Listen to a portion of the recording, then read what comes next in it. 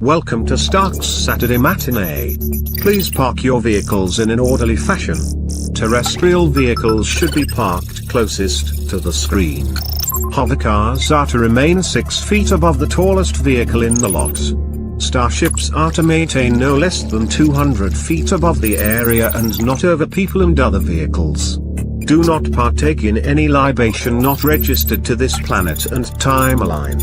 Despite what Mr. Stark says, he is not the president of the world. Refrain from attempting to access Mr. Stark's stash unless given the permissions by myself or other persons with clearance and authorization. Officials from Xanadu are to use the teleportation grid from the hollow Earth to the locked coordinates. Space dolphins are prioritized to tanks provided adjacent to the main lot with unobstructed view. Do not feed the polar bear. This stream is not meant for children. There will be crude humor, references and language not suited for individuals under the age of 18. All songs are parodies or under public domain and not meant for commercial use. The song and footage of the introductory parcel is reserved to their respective trademarks and is not intended to capitalize upon. Respect your fellow chat members, wrenches, and Mr. Stark himself. And have fun.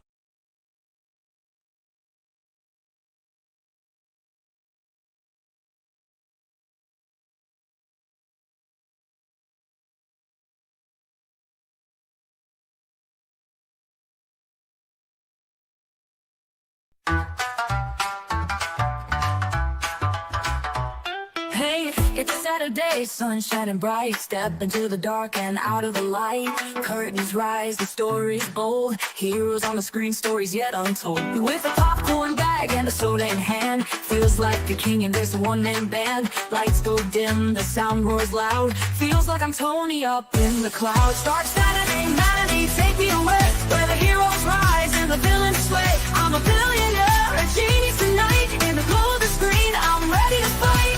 Living large just for the day. And starts Saturday matinee.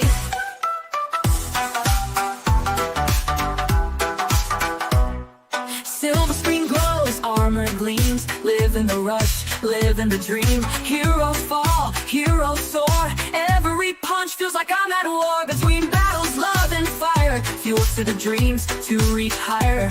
I'm not Iron Man, but in my seat I feel the pulse, I feel the beat. Start Saturday matinee, take me away, where the heroes rise and the villains sway. I'm a billionaire, a genius tonight. In the glow of the screen, I'm ready to fight. Living large just for the day. And starts Saturday matinee.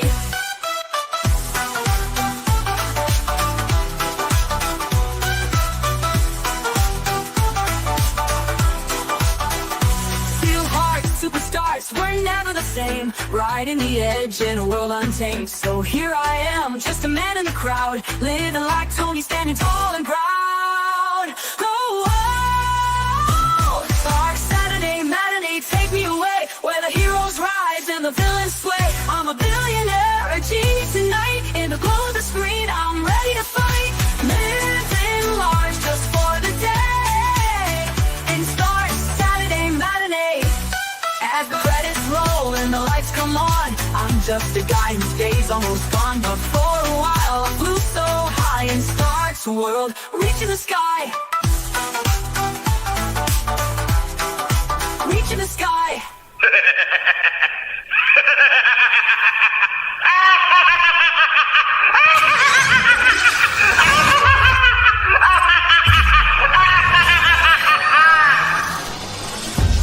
That'll be $9.99.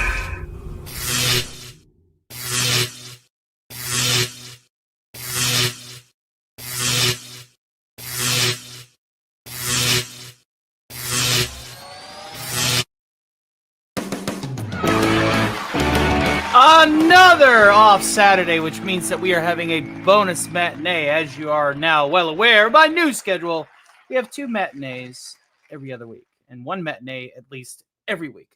And this happens to be the day where I get to have a bonus matinee. We're going to be singing some Radioactive classics. for you or your fine folks out there today, as well as usher in what's going to be our next character takeover. Why do I have a feeling I've just seen this guy as Scooby Pup? Oh, I don't know. Could be because I can also work for you, and I'm your producer and stuff. And we like to make this thing called the podcast. It's like a podcast, but it's puppy themed, so it's the podcast. Good to see you. Good to see you. Hopefully everybody is having a wicked cool Saturday. I'm pouring me a nice ice cold Nuka Cola right now, and I'm about ready to kick back, have a little bit of fun with you all. But before we go any further, let us go ahead and get right to it. Let us welcome our motley assembly of post-apocalyptic survivors to tonight's show. Shall we then? Well, I think we shall. Let's go ahead and see who we've got today, ladies and gentlemen. One at a time, please. It is Stock Saturday Matinee, the Radioactive Classics Edition. That's right, ladies and gentlemen. We're going to be singing some Fallout made-ready hits from the old ages of lounge music, alongside some similar Fed Spot favorites, one far and abroad. Also joining us tonight will be yours truly, Alastor, the Radio Demon, in which I will be providing a commentary over H.G. Wells' 1938 broadcast, The War of the Worlds. That's right, ladies and gentlemen, you get to hear me talk about old-timey radio. Isn't that awesome? But who do we have here today? We have the great FKHC 2005, Dusty Clay Rose. Blaze 2K, it is a pleasure to see you, my good fellow. Trubby 1989, a pleasure to see you as well. Hail to AJ Star Hiker. Welcome to tonight's program. Hail to Jedi Master 2022's Lost in Space Classic Sci-Fi. A pleasure to see you as well. Hail to Lugnut 6.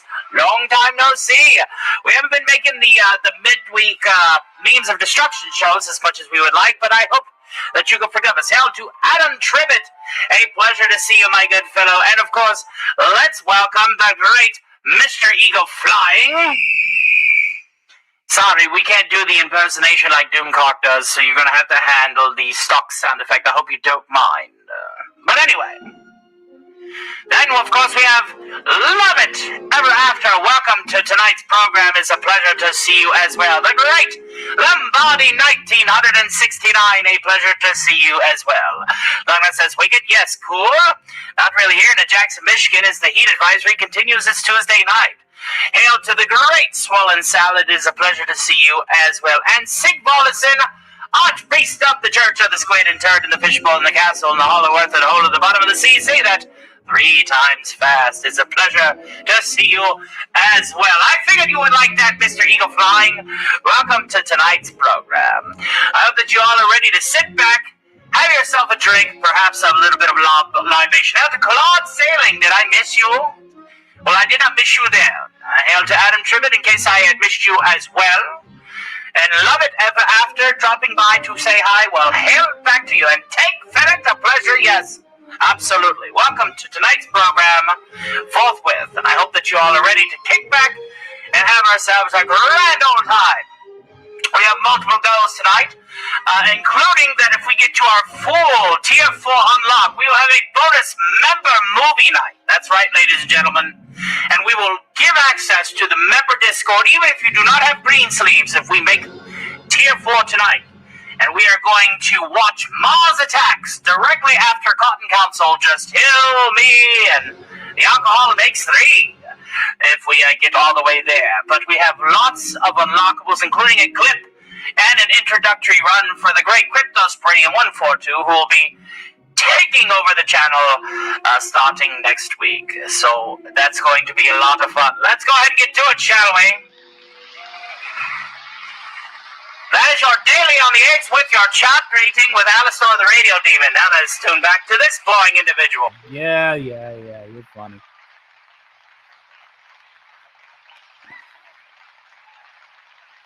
Dusty Clay Rhodes says, I may have to run early tonight, kids, and if I do, I hope you enjoy movie night. If it's unlocked, we will have a movie night tonight with Mars Attacks. And if I can find it, I have it somewhere. I want to also play Ed Wood's Plan 9 from Outer Space and make it a double feature. So in order to make it a double feature, you'll notice that there is a 0 of 10 gold ticker right there. And of course, we got somebody that's praising the God Emperor of Mankind alongside the squid. Pious individual serves only one master, not two. Good, Anakin, very good. But without any further fanfare, let's go ahead and get to the matinee theme song about Nuke York. To think we are at the 1,600 subscriber mark. YouTube is already beginning to pocket those subscribers. So once again, I'm back down to $15.99. Cheers to that and their odd practices. But I do digress. It is perfectly fine. I still consider being at the 1,600 mark until YouTube ultimately makes up its mind. So, let's get the theme song out of the way, shall we? And kick this puppy off right.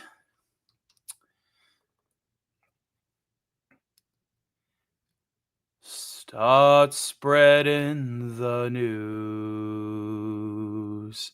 I'm leaving today from the vault right into it. Nuke York, Nuke York. These vault-issued boots will wander away right through the very heart of it. Nuke York, Nuke York. I'm blessed to wake up around mutants who want my meat. To find I got buckets of caps and loot so sweet. These little vault blues are ticking away. A Geiger counter reading it in hot Nuke York. If I can survive it there, I'll survive just anywhere. It's up to you. Nuke York, Nuke York.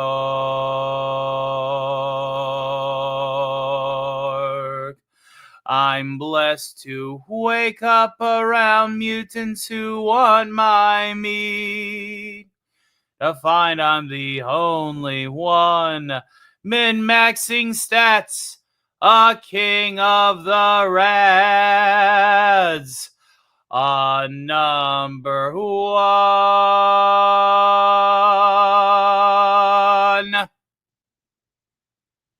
These little vault blues are ticking away. My Pip-Boy Geiger counter reading it in hot Nuke York. And if I can survive it there, I'll survive just anywhere. It's up to you. Nuke York, Nuke York. Nuke York!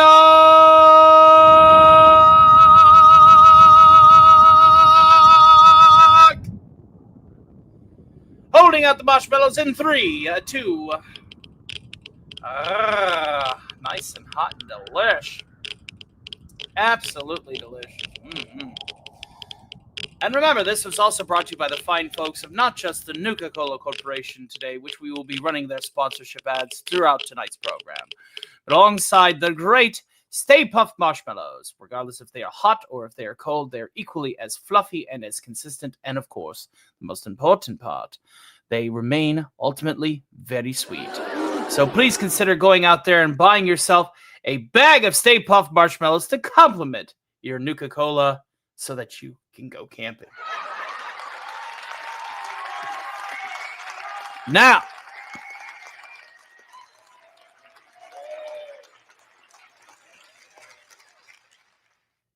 we are already off to the races for Tier 1, which on Tier 1, we are going to sing with the karaoke backing track, Electric Eye, a personal favorite by our good friend Eugene Bird, so that if he sneaks in, if he swings in, he can see that and go, ooh. But it looks like we've already got our first donation of support tonight, so let me go ahead and add that to the ticker.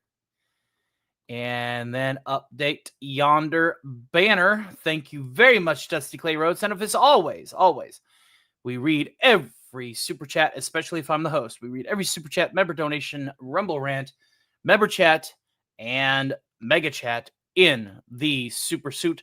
So let us go ahead and do that. Jarvis, if you would drop my needle, that would be fantastic.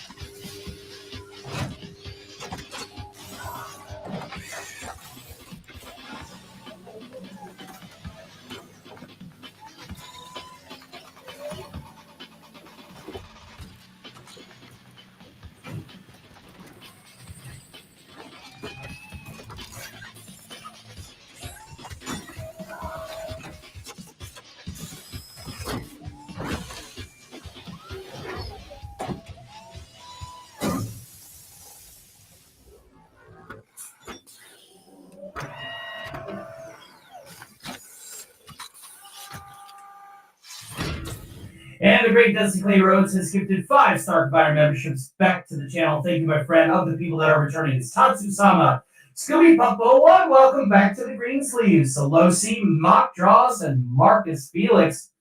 Fantastic. Welcome back to the crew, guys. And I appreciate that. I just picked up my new Scooby-Doo, a Millennius Pup, says Adam Tribbett. Absolutely, absolutely. And if we can reach our full tiers tonight, we will have a bonus watch party, which will be happening right after Cotton Council. So it'll be around 11:30, 12 o'clock. As you know, if you want to see Alf early, he's halfway there. And of course, you want the character takeover to happen early and give him an extra day, that is Tier 3. And thank you very much for your support, Dusty Clay Rose. We fire off this repulsor in your honor. And we have ourselves a little bit of a drinky poo. Let me take the faceplate up first.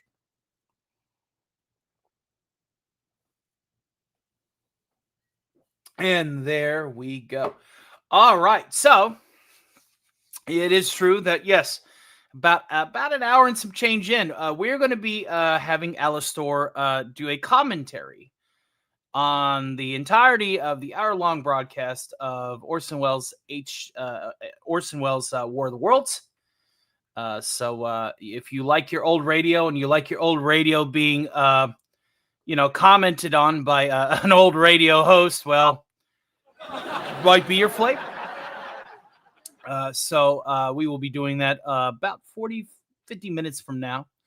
In the meantime, I'm going to sing some of my favorite Radioactive hits. Now, for those of you, that are in the know, Fallout featured a lot of old crooner tunes, a lot of the taste of Americana that happened in the 60s, and just like early 60s, late 50s. But a lot of the songs that you find on Holotape in the Wasteland are more like 30s and 40s hits. And there was a bit of a stagnation musically in the culture. You didn't really start getting the rockabilly and stuff until later, and the up-tempo stuff. So there was like a 10-year preservation. And so, that's the reason why they gravitated towards that. Now, a lot of these that I have, I actually listened to before Fallout, before they were even featured in Fallout. I grew up 10 years behind everybody else. I'm often said that I have an old soul. Canadian Spider-Man says I'm a spiritual Gen Xer. I am actually 3 years younger than the Gen X minimum, if you can believe it. And I had access to an old Victrola and a lot of records: Nat King Cole, Bing Crosby, Bob Crosby, Kay Kaiser, Dino, Frank. I used to spin those on a Victrola at my old place when I was really, really young, and ended up becoming my default work background. And it got me obsessed with the golden age of radio and just that time period in general, that post-depression kind of like vibe. And so whenever Fallout dropped, and then Fallout 2 and Fallout 3, and I started hearing these songs, like, I know that song, I know that song, I know that tune, I know that tune. And it just reinvigorated my enjoyment of the culture. And of course was the first nail in my coffin in being a diehard die on this hill Fallout fan. I'm one of those people that will share every Fallout game is great, in the show, because I just love everything Fallout. So with that, though, we're not going to start with a Fallout track. We're going to actually start with a civil defense spot hit. Now, for those of you who are most likely aware and have lived through it, and Sig Volson, Dusty Clay, and a few others, civil defense songs were often a whimsical, sometimes satirical take, like the Bert the Turtle ads, and stuff like that. Oh, always be alert, duck and cover. Everybody knew that wasn't going to work. But there was some songs that came out during those little civil defense spot, those little jingles that resonate with my mind. And the first one on tonight's docket is a little song called World War III on Pay TV by the Crown City Forum.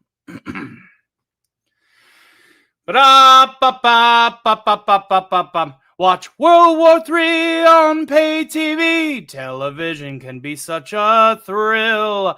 Sitting home in your chair, watch the boys over there charging across your TV screen, getting blown to smithereens. Watch World War III on Pay TV. If you want to keep the kids at home, they'll be glued to their sets, watching rockets and jets, blowing up schools and factories, putting an end to the birds and bees. It's worth every penny to tune in and see who wins the Emmy at the ruins of the Academy. Watch World War III on Pay TV before your television melts away. Think of the close-ups on the screen. Find a face you know. Isn't this better than Bishop Sheen? Better than the Late Late Show? Watching the boys from your hometown fighting whoever they are. Watch the cities falling down. It's greater than jackpot. They're out setting up the cameras now. Though they don't know just where, still they've got to prepare. Murrow's there to do his part, waiting for the war to start. See the hydrogen bomb explode. As those mushrooms appear, you'll be sipping your beer, zooming in with a Zoom-R lens, watching while the whole world ends. It's worth every penny to tune in and see who wins the Emmy at the ruins of the Academy. Watch World War III on Pay TV before your television melts away. Before your television melts away. Before your television melts away.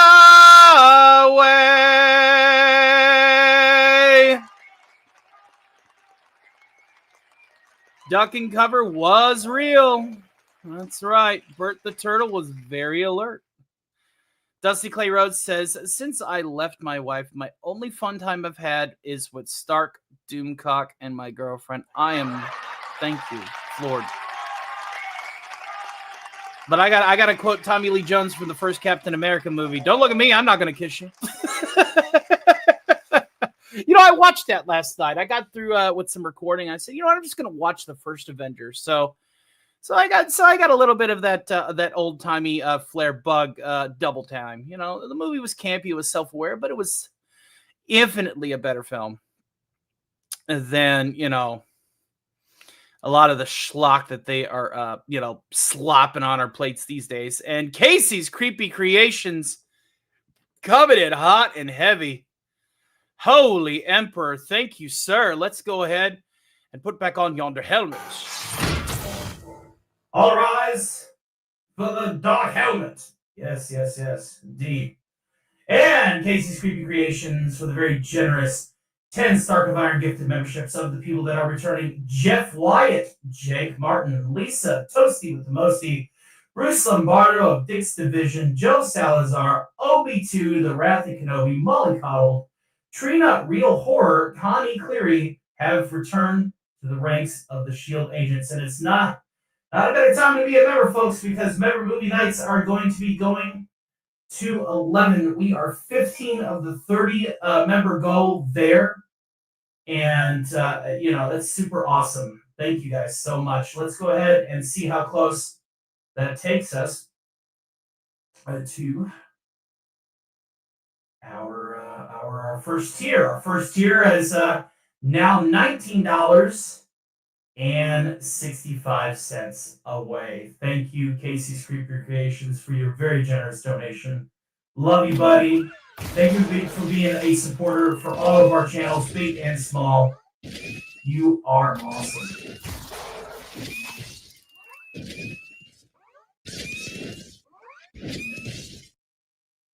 And, of course, one to grow on.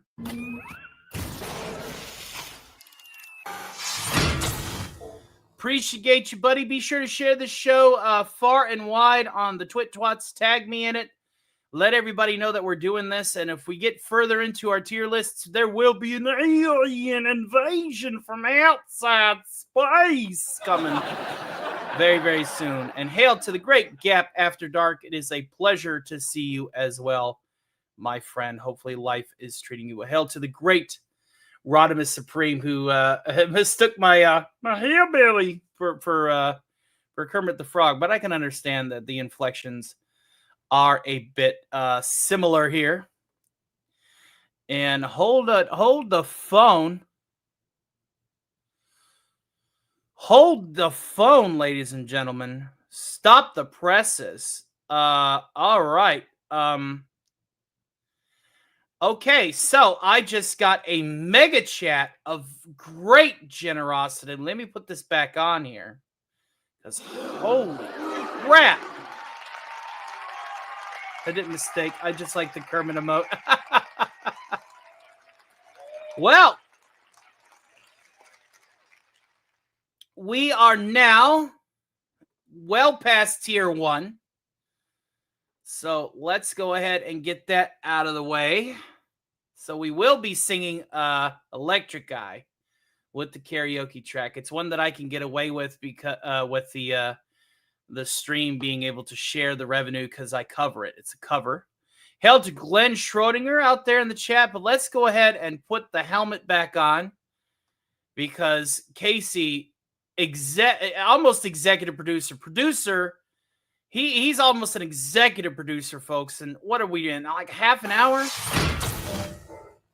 Producer Casey Azowski with a very generous $50 mega chat directly to the PayPal. That means that I do not have to take YouTube's cut.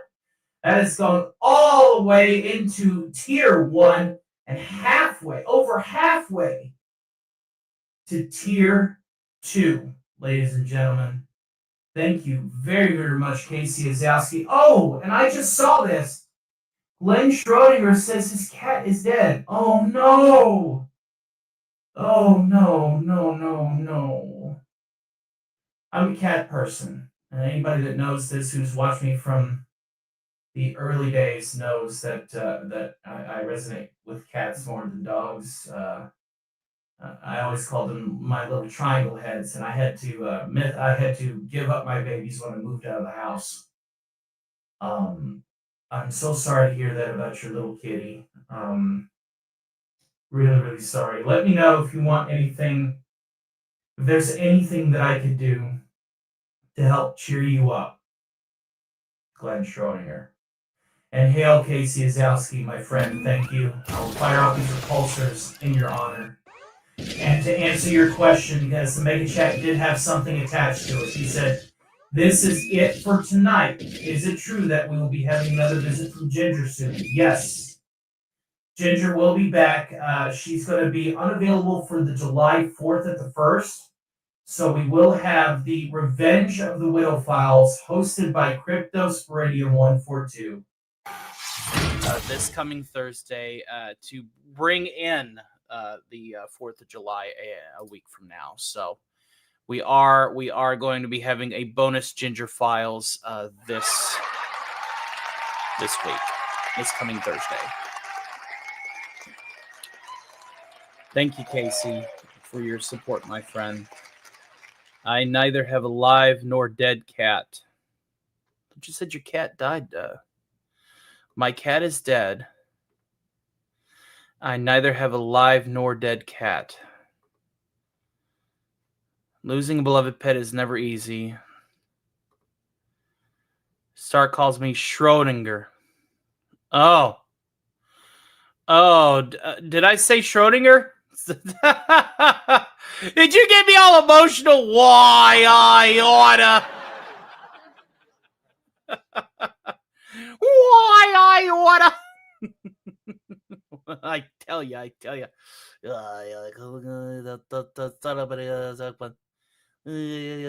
damn Bluto, that son of a bitch. You had me all worried there. I take him where I can see him. What's in the box? There he goes. Agent DBK. Oh, Tony Goof. Time to comment on it. Well, it's good. It's good to know that you are not mourning the loss of an animal. Then thank the good God Emperor for that. And speaking of which, we have another prayer to the good God Emperor as we speak. So let's go ahead and bring the helmet back down. This is again right on the mark here. We're very, very close. We are now $3.65 away from tier 2, which means we're going to have to expedite the show, as I cannot be late, but I still want to be able to unlock all of this content for you. So we will definitely get into tier 2, which means that I have to set up my Alpha Studio anyway. So with that, we're actually going to go to some commercials, and that way I can get some certain things set up. So after these messages, we'll be right back. Don't touch that dial.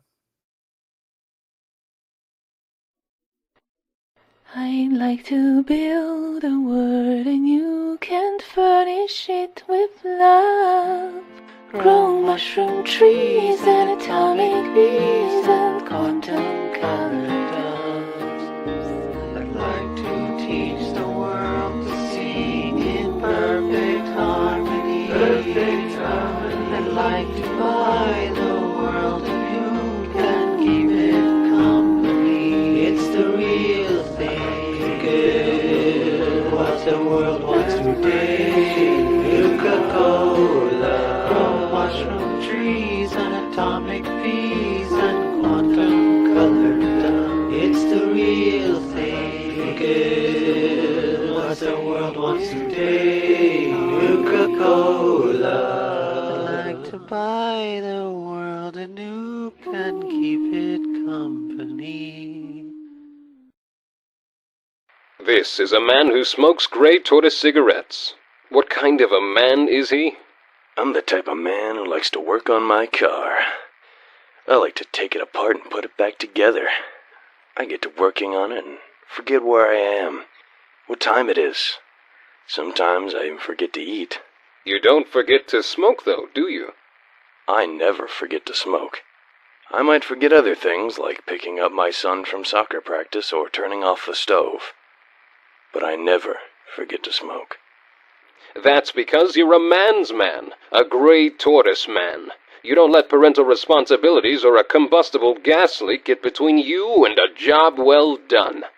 Why don't you have a smoke right now? You've more than earned it. Grey Tortoise, famous cigarettes. Now with a flip-top box. Greetings, weary traveler. You look alive. How unfortunate. But don't worry. Here, Casey spins tales of horror, sci-fi, and fantasy, each one carefully handcrafted like a cursed relic in an old curiosity shop. These stories don't just crawl into your ear, oh no. They come to life with eerie animations pulling you deeper into the abyss. Casey's creepy creations linger. So subscribe to Casey's Creepy Creations if you dare. And if you don't, well, let's just say, I do know where you sleep. Beneath the pale moonlight.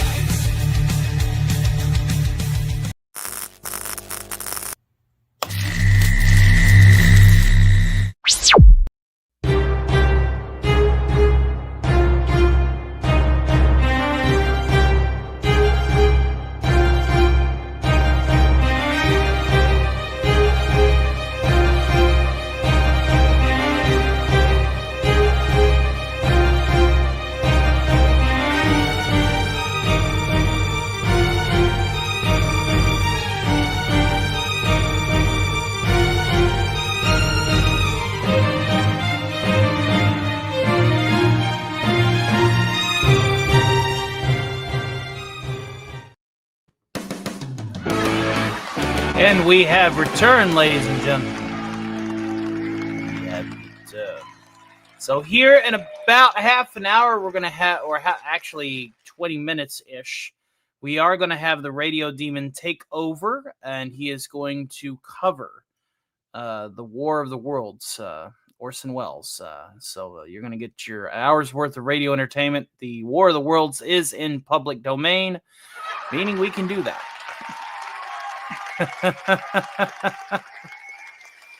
Thank you, Glenn Schroeder, not Schrodinger, Schroeder, for keeping me on my toes. I don't know. It's just I see the ensemble of letters there, and I am remiss on one of the best experts in quantum theory, which of course is a theory, a quantum theory. Don't sue me, film theory. Anyway. This next song is a personal classic. It's also from the Civil Defense lineup. It's called My Radiation Baby. And it goes a little like this. This is a significant song of social protest you can dance to. Wah wah wah wah wah wah wah wah wah wah wah wah, yeah yeah yeah yeah yeah yeah yeah. You ought to see my baby. She really makes you stare. She holds my hands in both of hers while her other one strokes my hair. She's my radiation baby. She's my teenage fallout queen. The other night I met her down by the hot dog stand. She was waiting there for me. Her heart was in her hand. She's my radiation baby. She's my teenage fallout queen.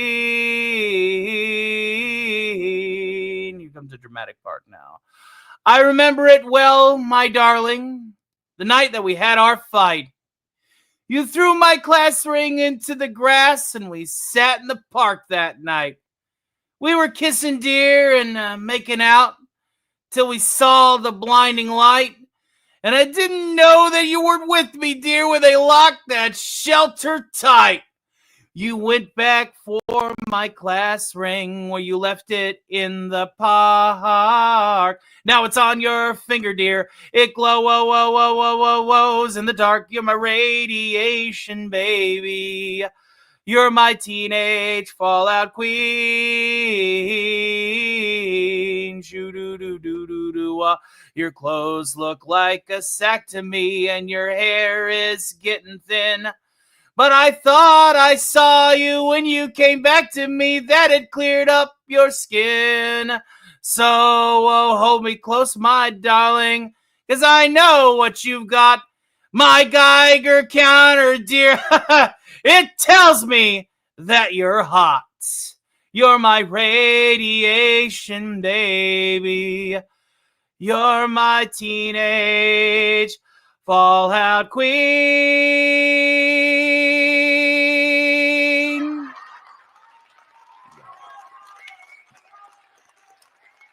All of us are super solid and make sure that you have approximately 12 feet of concrete between you and anything that is considered tickety.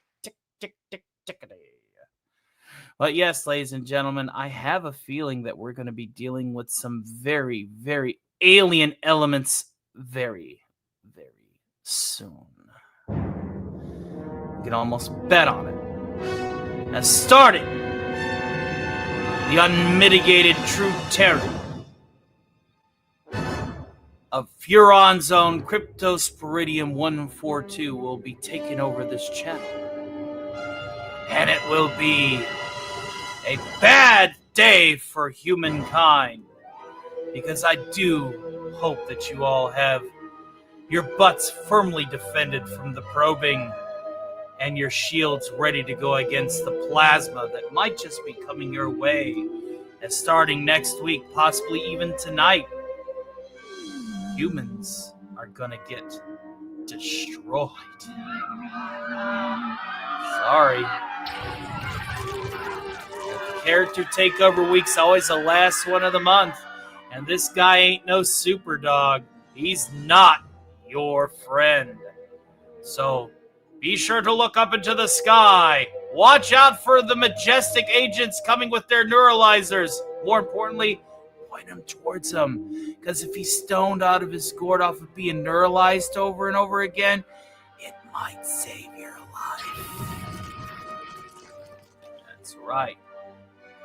So, I hope you all are looking forward to a reactor side chat on Monday with Crypto and Crypto's Thursday matinee, which, as you, at least Dusty knows, and I know Sean Carter knows, he's a bit of a horn dog, so he's going to be flirting with Ginger all night long that night. It's going to be terrifying. Terrifying for us. We're going to be laughing. It's going to be great. So, hope you all are ready for that to come up later on. All right, now let's go ahead and do a classic. How about this one? This one is by Sheldon Allman. It is another really, really good. And hail to the great Charlie Nuclear. You're just in time for another radioactive hit, sir. Let's screen you. You are positively glowing. Have you been humping the elephant's foot? Welcome to the show, my friend.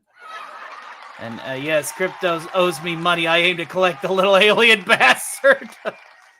Well, he did run a casino for a while in a very inferior way to end the series of Destroy All Humans with Destroy All Humans 3. Yes, and Adam Tribbett says it's B2 in the modern era. B doesn't go that high. Yeah. Have you heard the song Radioactive on Gene Simmons' solo album? I have, but I don't think I can perform it tonight. Demon Core, Puff Puff Pass. That's right. Do you need that screwdriver? Can I have it back, please? Thanks. What the fuck? Hail panel in chat, says Roadkill 101. Yeah, we're doing another matinee. It's every other week now. We do 2 instead of 1. The new show will be back next Saturday. I just think it's I'm more of an entertainment channel, less of a journalist channel, so I need to steer into my wheelhouse a little bit more, and it has been moderately successful of that decision, and it allows me some time to not have to stress over show scheduling and getting articles together and this, that, and the other weekly, so it's just a better fit for me. But I'm glad to have you here, Roadkill 101. So, let's crawl out through the fallout together. Crawl out through the fallout, baby, when they drop that bomb. Crawl out through the fallout with the greatest of aplomb.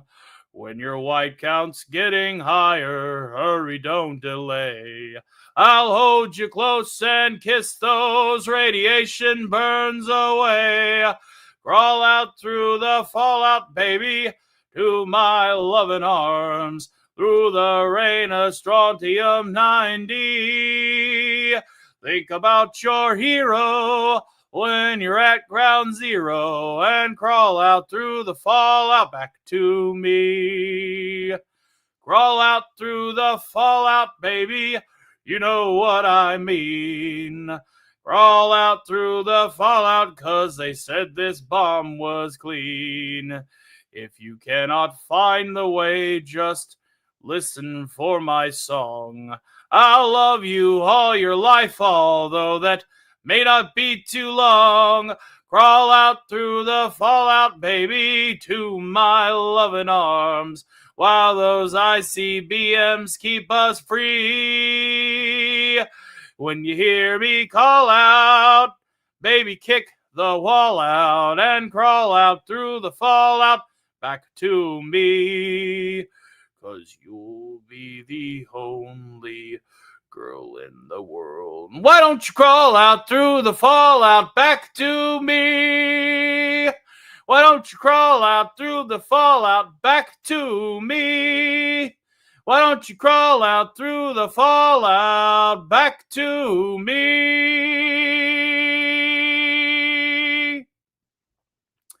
Love that song. I hope you guys love that song too. Magnificent. And Glenn Schroeder. I will read that in just a tick. Let's see. It looks like Cam's Crash Courses was gifted it. Let me go ahead and put on yonder helmet and greet it proper.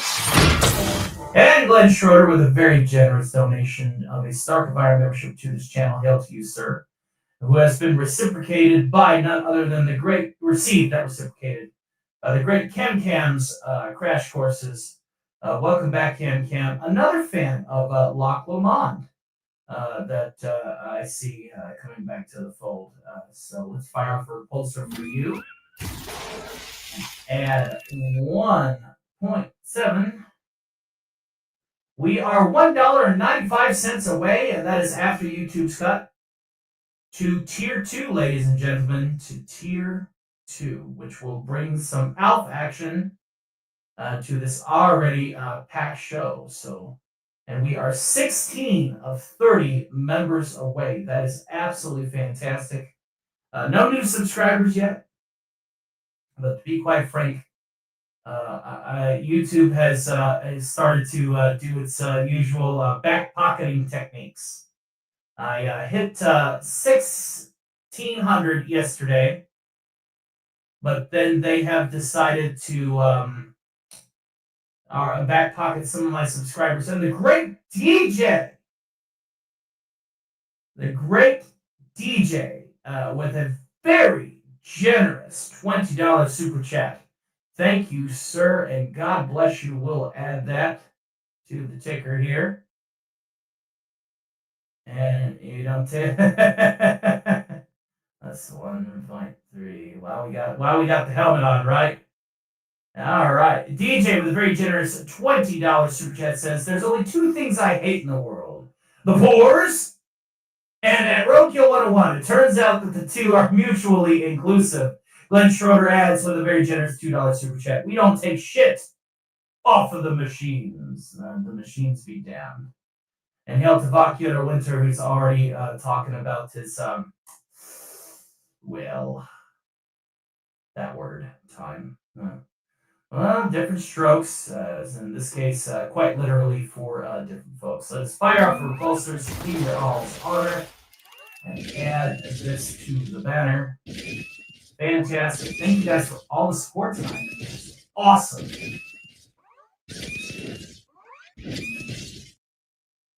All right. And you guys should be in for a treat because that means that we now have unlocked ALF. So right after the Radio Demons segment, we'll be going into ALF since he's going to be hanging out at the Cotton Council at 10:15 anyway. I figured, what the hell? Let's go ahead and just get him on early because I know you guys will like a little bit of that puppet action, and I am here to very least provide. So let's go ahead and unlock that there. And thank you guys again for all of your support. Awesome. All righty.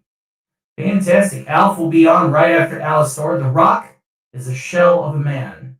Well, that's the reason why he grovels before, multiple producers. I'll see myself out. All right, ladies and gentlemen, let me take this thing off my head. There we go. Now I can breathe again. And thank you guys so much for your support tonight. And we are back to YouTube only taking USD payments. Yeah. I figured. It's okay. Your support is highly appreciated, Shrubby. We appreciate you, my friend.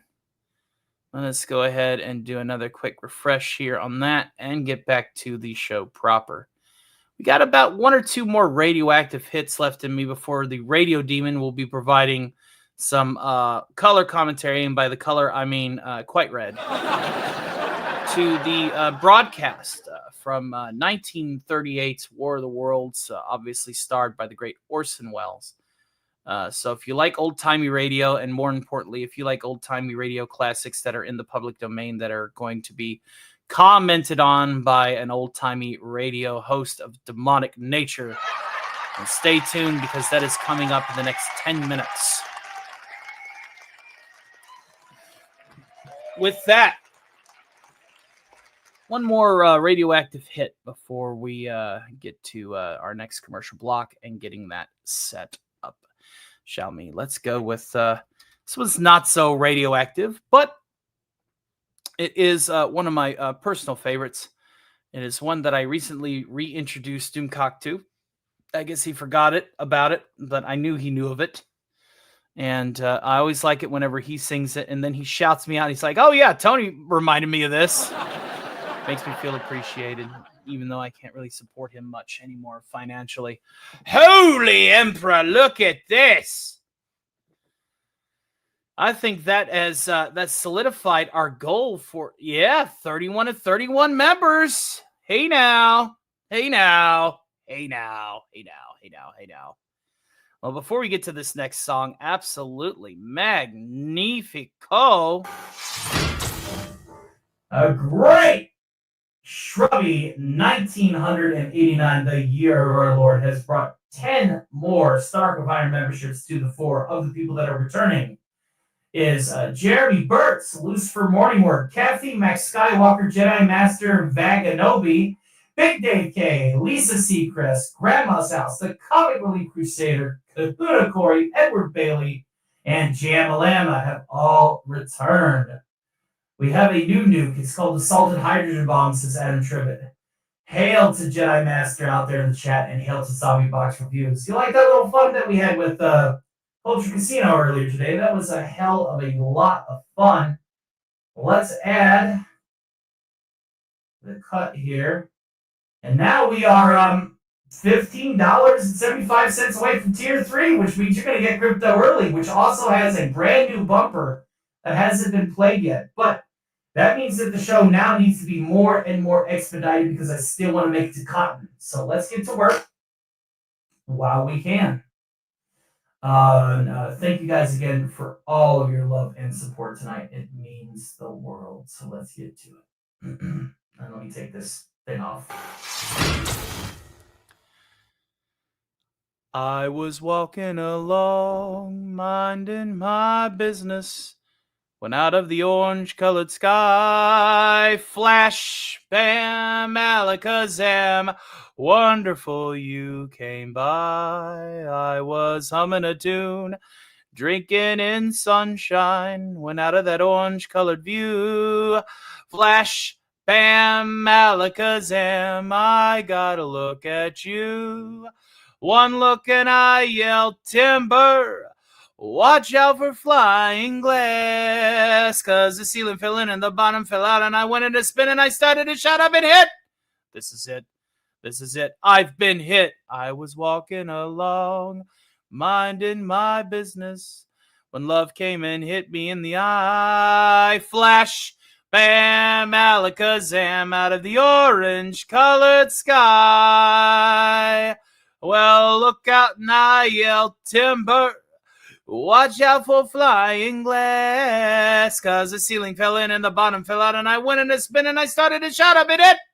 This is it. I've been hit. I was walking along, minding my business, when love came and hit me in the eye. Flash, bam, Alakazam out of that orange-colored purple stripe. Pretty green polka dot sky. Flash, bam, Alakazam, and goodbye.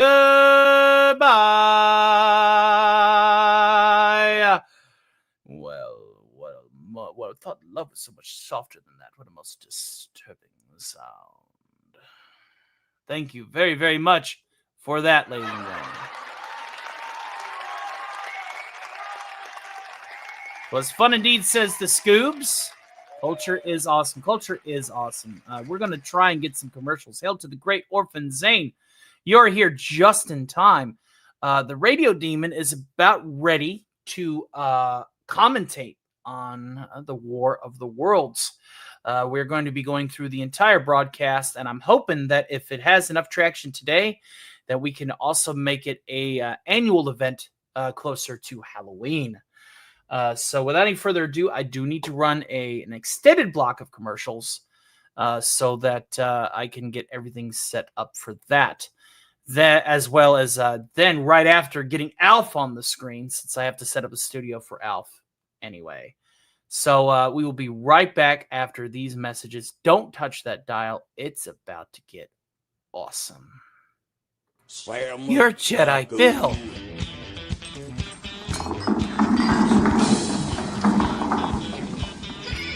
Jedi Bill. I hate that name. I hate it. You hear? Nobody calls me Jedi Bill. Especially not some duded up piece of gutter trash.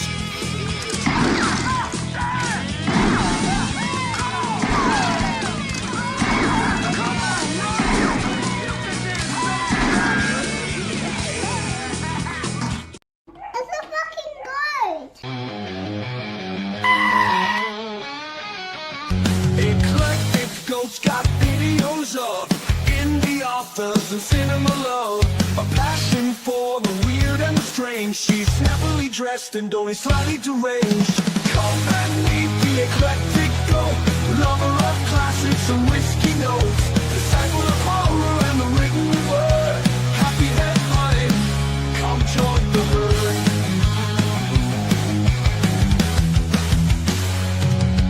Shows might be a little improper. We've got real zombie, fake whizzes the otter, pizza in one hoof, glass in the other, deciding which role-playing games we will cover. Come and meet the eclectic go, lover of classics and whiskey notes, disciple of horror and the written word, happy head butting, come join the herd.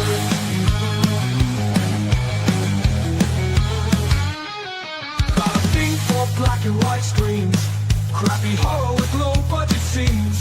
Choose on the history, spits out the law. Time for another whiskey pour. Come and meet the eclectic go, lover of classics and whiskey notes, disciple of horror and the written word, happy head butting, come join the herd.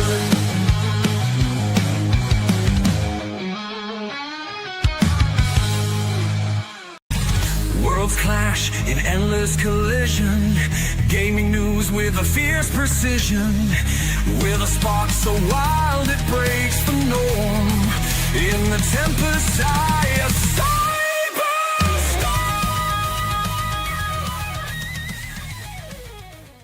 Reclaim gaming and dragon cast. Fire-breathing wine, screaming loud. The bistro's here to shake the crowd. Psychotic dragon ready to ignite. Hold on tight, we're taking flight.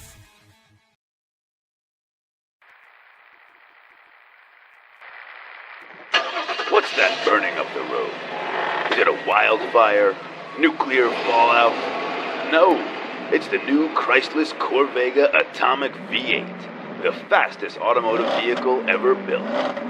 And what makes the Corvega faster than any other car?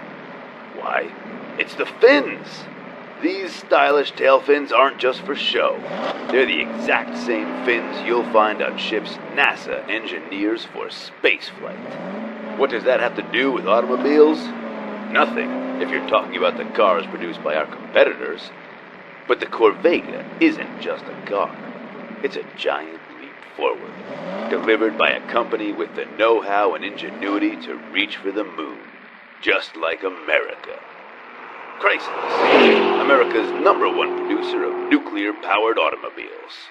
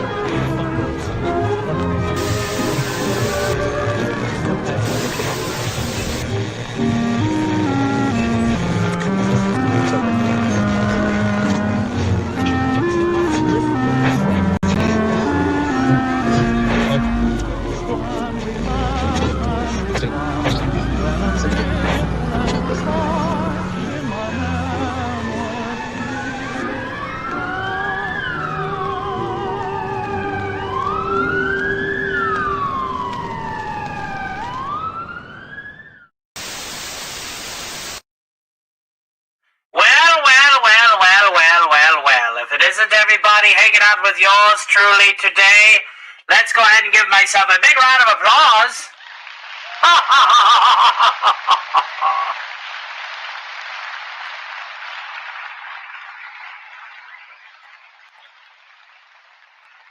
And the wonderful Casey's Creepy Creations with a very generous $20 super chat directly to the channel. Thank you, sir. Thank you.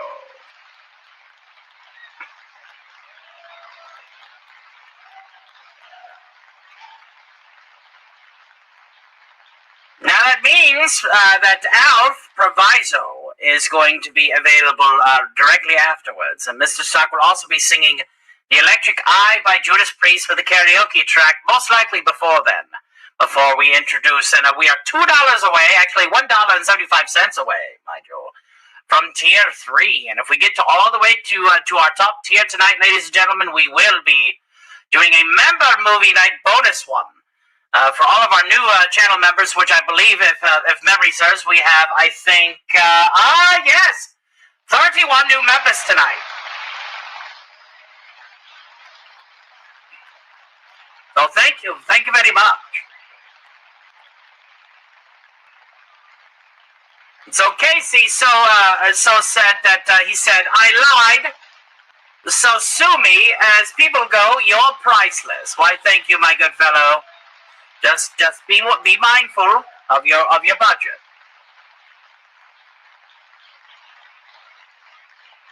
Now, this also means that we must put a stop to the chat being broadcasted, but we will maintain and watch our chat throughout this commentary that we are about to engage in upon. That's right, this commentary right here. So, this commentary is one of my personal favorites. Of course, I had perished about 5 years before this broadcast, but I was a big fan of H.G. Wells. It was a wonderful form of science fiction back then, and just the fact that this provided a bit of unmitigated terror, as it were, towards the unsuspecting American populace that was being broadcasted to. Let's just say it's quite a gas. So, without any further fanfare, I suppose we should go ahead and share tonight's feature presentation of the War of the Worlds.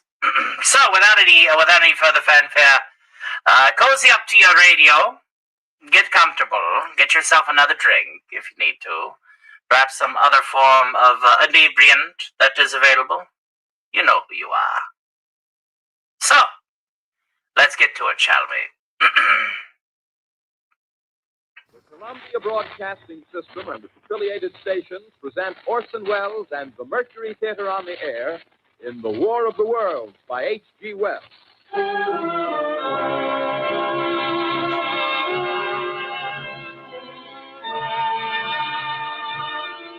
Oh, I'm going to have so much fun!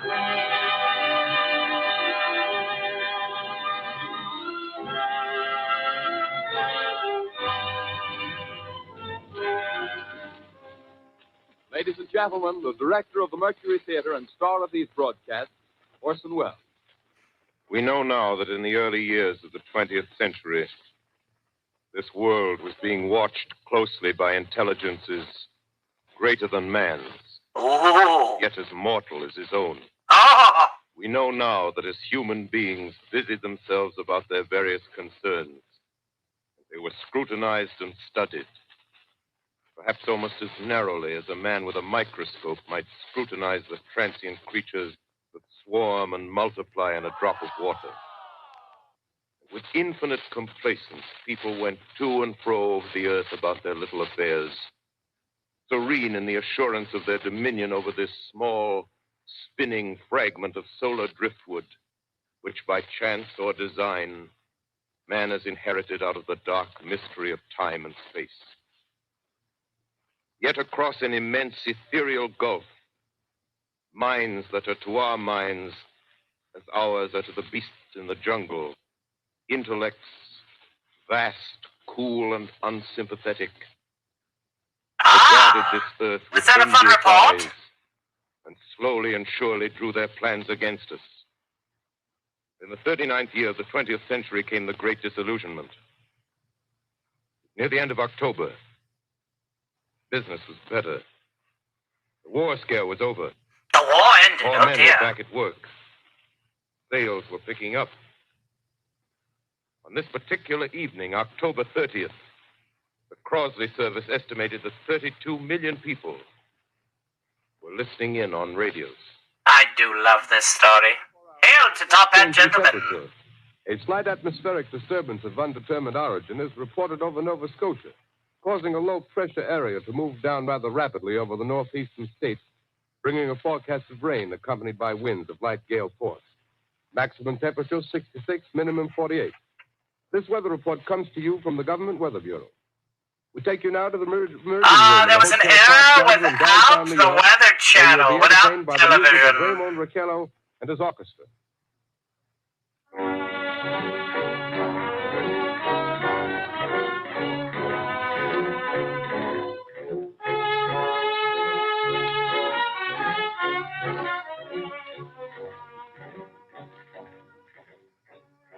Good evening, ladies and gentlemen.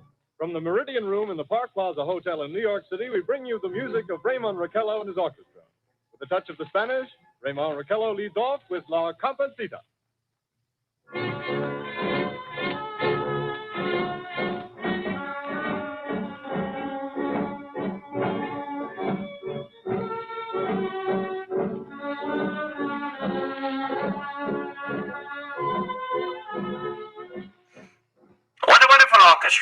Ladies and gentlemen, we interrupt our program of dance music to bring you a special bulletin from the Intercontinental Radio News.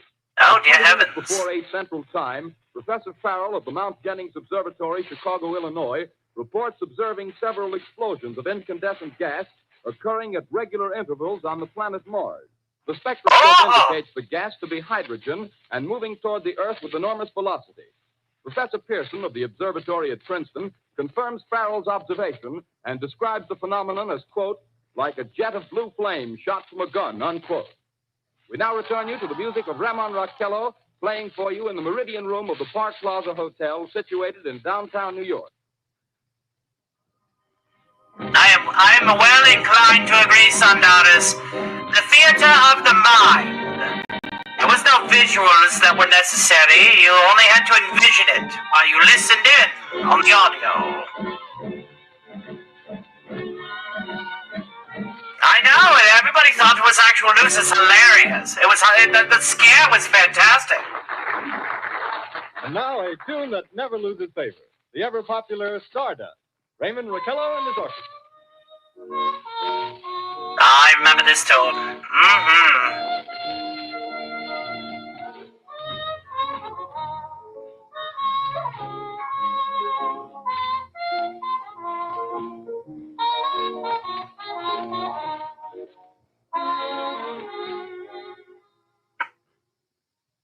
Ladies and gentlemen, following on the news given in our bulletin a moment ago, the government meteorological He did have to apologize to the nation, yes. To keep an astronomical watch on any further disturbances occurring on the planet Mars.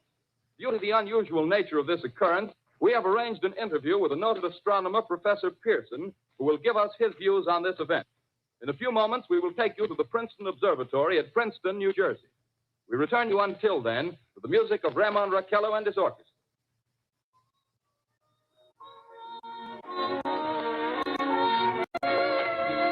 Can you imagine the prospect? You're getting home from work. It's almost Halloween. You're getting everything set up for the trick-or-treaters. You're talking to the missus. You're getting everything prepared for the work ending of the week. And all of a sudden, aliens just invade. We are ready now to take you to the Princeton Observatory at Princeton, where Carl Phillips, our commentator, will interview Professor Richard Pearson, famous astronomer. We take you now to Princeton, New Jersey. It's a terrible prospect. Good evening, ladies and gentlemen. This is Carl Phillips speaking to you from the observatory at Princeton.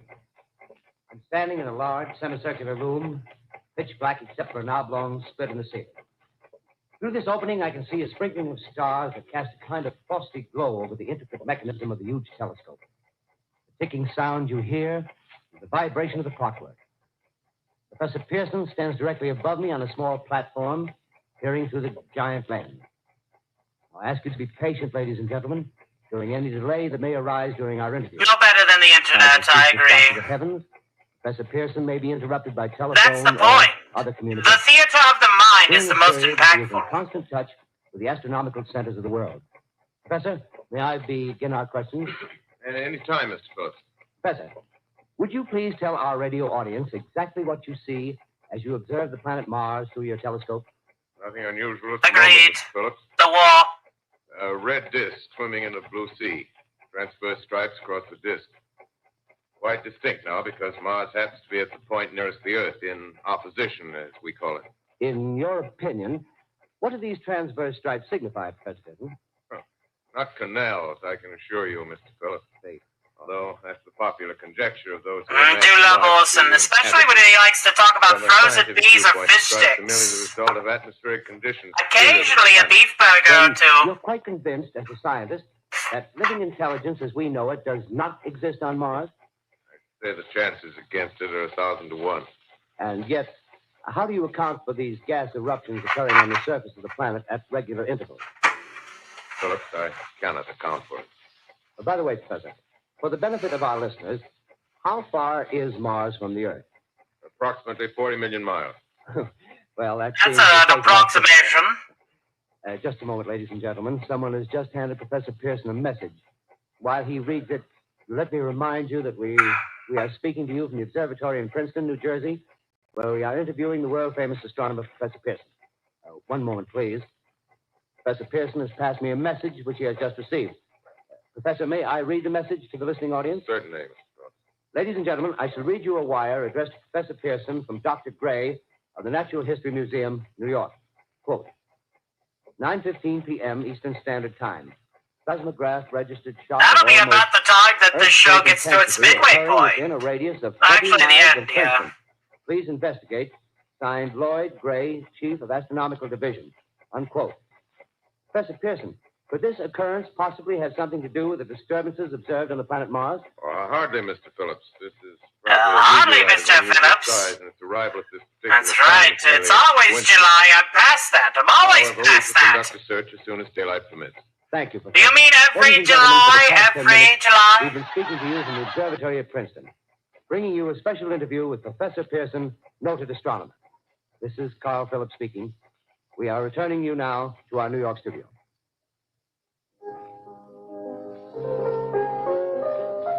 I do love this piece.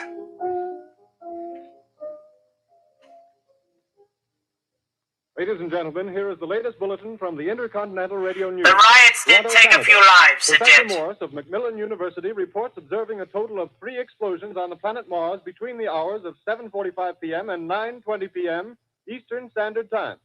This confirms earlier reports received from American observatories. Now, nearer home, comes a special bulletin from Trenton, New Jersey. It is reported that at 8:50 p.m., a huge flaming object, believed to be a meteorite, fell on a farm in the neighborhood of Grover's Mill, New Jersey, 22 miles from Trenton. Oh, dear. The flash in the sky was visible within a radius of several hundred miles, and the noise of the impact was heard as far north as Elizabeth. We have dispatched a special mobile unit to the scene, and we'll have our commentator... Well, that's a don't ask, don't tell kind of question. But I suppose when we meet at the crossroads, we can discuss We take you to the logistics. Hotel Martinet in Brooklyn, where Bobby Millett and his orchestra are offering a program of dance 200. music. Roughly 200 to 210.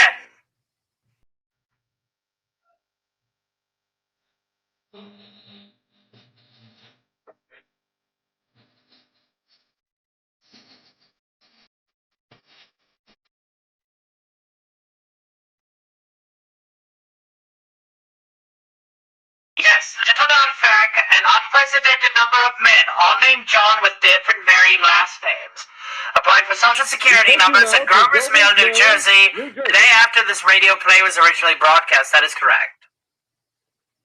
Now, the fact that they might be black or red electroids is totally coincidental. Out at the Wilmot Farm, Grover's Mill, New Jersey. Professor Pearson and myself made the 11 miles from Princeton in 10 minutes. Well, I hardly know where to begin. To paint for you a word picture of a strange scene before my eyes, but something out of a modern Arabian Night. Well, I just got here. I haven't had a chance to... It certainly look did. around yet. I guess... And if you like the commentary that I'm providing, if this is a good presentation, we'll make this an annual October thing. Struck with terrific force. The ground is covered with splinters of a tree. It must have struck on its way down. But I can see the object itself doesn't look very much like a meteor. At least not the meteors I've seen. It looks more like a huge cylinder. Has a diameter of, what would you say, Professor Pearson? What's that? What would you say? It looks like a big tin can with a laser. About 30 yards. On Never 3 understood legs. Well, I've never seen anything like it. The color is sort of yellowish white. There's curious spectators now are pressing close to the object. Ah, yes, The correct. police to keep them back. Getting in front of my line of vision. Would you mind standing one side, please? While the police pushing the crowd back. Here's Mr. Wilmot, owner of the farm here. He may have some interesting facts to add. Mr. Wilmot, would you please tell the radio audience as much as you remember of this rather unusual visitor that dropped in your backyard? Step closer, Oh, please. it's Ladies and about gentlemen, ready to, do terrible I was things. listening to the radio. Closer and louder, please. Pardon me? Louder, please. Closer. Yes.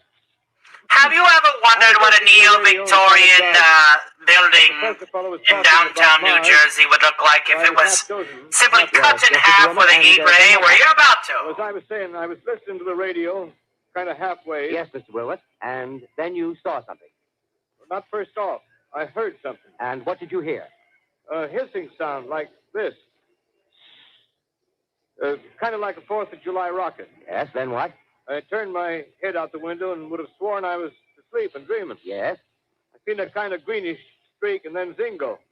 Something smacked the ground, knocked me clear out of my chair. Well, were you frightened, Mr. Wilmot? Well, I ain't quite sure. I No, I'd be terrified. I'd be shitting my Thank you, britches. Mr. Wilmer. Thank you very much. You want me to No, that's quite all right. That's plenty. Ladies and gentlemen, you've just heard Mr. Wilmer, owner of the farm where this thing has fallen. Top Hat Gentleman says I'll have to hook up my Tombstone radio. I originally got it to listen to Radio Horror. I'll even glow as an itty green. I'll have to dust her off. Kind of like my little cathedral radio over here. Breaking right through. Car's headlights throw an enormous spotlight on the pit where the object's half buried. Now, some of the more daring souls now are venturing near the edge. The silhouettes stand out against the metal sheen. One man wants to touch the thing. He's having an argument with the policeman. Now, the policeman wins. Now, ladies and gentlemen, there's something I haven't mentioned in all this excitement, but it's becoming more distinct. Perhaps you've caught it already on your radio. Listen, please. Do you hear it? It's a curious humming sound that seems to come from inside the object. I'll move the microphone nearer. Here. Now, we're not more than 25 feet away. He sounds friendly. Can you tell us the meaning of that scraping noise inside the thing? Possibly the unequal cooling of its surface. I say, do you still think it's a meteor, Professor? Unequal cooling of the surface. The metal casing is definitely extraterrestrial. Not found on this Earth. Friction with the Earth's atmosphere usually tears holes in a meteorite. This thing is smooth and you can see its cylindrical Just a minute. shape. Something's happening. Ladies and gentlemen, this is terrific. It's the ghost of Colonel Sanders. Hide your chickens. To flake off. The top is beginning to rotate like a screw, and the thing must be hollow. Move it! Keep back there! Keep back there! Keep those men back! Keep back there! Keep those idiots back! He's off! The top flew! Go, Dad! Stand back! Ladies and gentlemen. Coming? Oh, no, that's just the people who still don't know the words of Billy Joel's hit, Stop the Fire. Someone crawling, someone or something. I can see turning out of that black hole two luminous discs.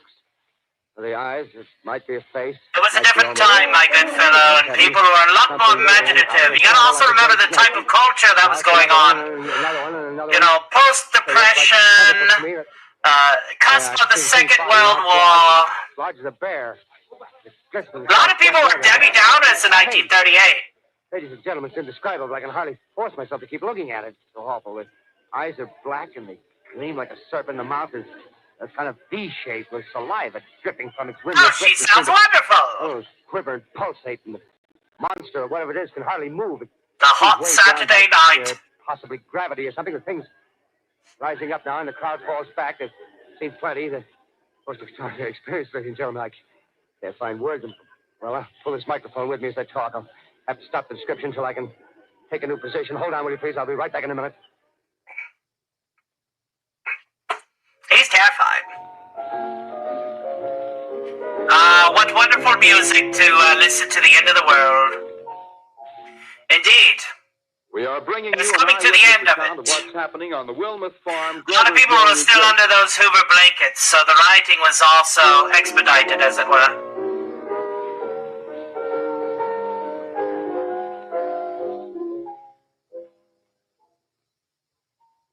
We now return you to Carl Phillips at Grover's Mill. Ladies and gentlemen, am I on? Ladies and gentlemen, here I am, back of a stone wall that adjoins Mr. Wilmer's garden. From here, I get a sweep of the whole scene. I'll give you every detail as long as I can talk and as long as I can see. More state police have arrived. They're drawing up a cordon in front of the pit. About 30 of them. No need to push the crowd back now. They're willing to keep their distance. The captain is conferring with someone. Can't quite see who. Yes, I believe it's Professor Pearson. Yes, Yeah, can you imagine if moves around one side, if this was a real studying the invasion? object while the captain and two policemen advance with something in their hands. And nobody had any nukes. Tied to a pole. Flag of truce. Those preachers. Ah, somebody's a What fan. anything means. Wait a minute, something's happening. A humped shape is rising out of the pit. I can make out a small beam of light against a mirror. What's that? There's a jet of flame springing from that mirror, and it leaps right at the advancing men. It strikes them head on. Lord, they're turning into flames. Now the whole field caught by the woods, the bars, the gas heading everywhere. Coming this way now, about 20 yards to my right.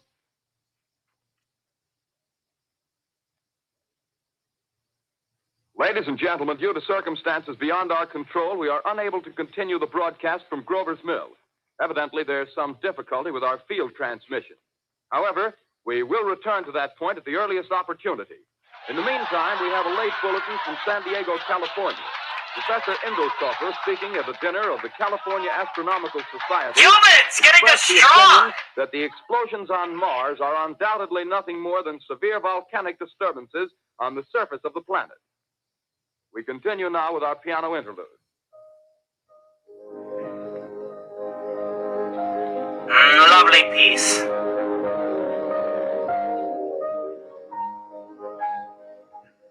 Ladies and gentlemen, I've just been handed a message that came in from Grover's Mill by telephone. Just one moment, please. At least 40 people, including 6 state troopers, lie dead in a field east of the village of Grover's Mill. Their bodies burned and distorted beyond all possible recognition. The next voice you hear will be that of Brigadier General Montgomery Smith, commander of the state militia at Trenton, New Jersey. If this were a real invasion, idiots would be rushing the sunny aliens up for driver's license, SNAP benefits, and voter registrations. And if they were around for about 2 more years, to buy war bombs. East to Jamesburg under martial law. No one will be permitted to enter this area except by special pass issued by state or military authorities. 4 companies of state militia are proceeding from Trenton to Grover's Mill and will aid in the evacuation of homes within the range of military operations. Thank you. You have just been listening to General Montgomery Smith, commanding the state militia. Sonata says the actors of today should throw away their modern teachings and learn from the actors of the time. And how to capture an audience. I agree. Crawled back in their pit and made no attempt to prevent the efforts of the firemen to recover the bodies and extinguish the fire. It was actually a talking point earlier on the podcast. A lot of these pitch meetings are just idea guys, and it just happens that the producers are also idea guys, and the directors are also idea guys. Very few people understand how film or film theory is even taught in this day and age, and that is one of the reasons why our cinema has went down the proverbial shitter. Come to FKHE 2005. Where he has established an emergency observation post. As a scientist, he will give you his explanation of the calamity. The next voice you hear will be that of Professor Pearson, brought to you by direct wire. Professor Pearson. Of the creatures in the rocket cylinder at Grover's Mill, I can give you no authoritative information, either as to their nature, their origin, or their purposes here on Earth. Their purpose is quite clear. I might venture some conjectural explanation. For want of a better term, I shall refer to the mysterious weapon as a heat ray.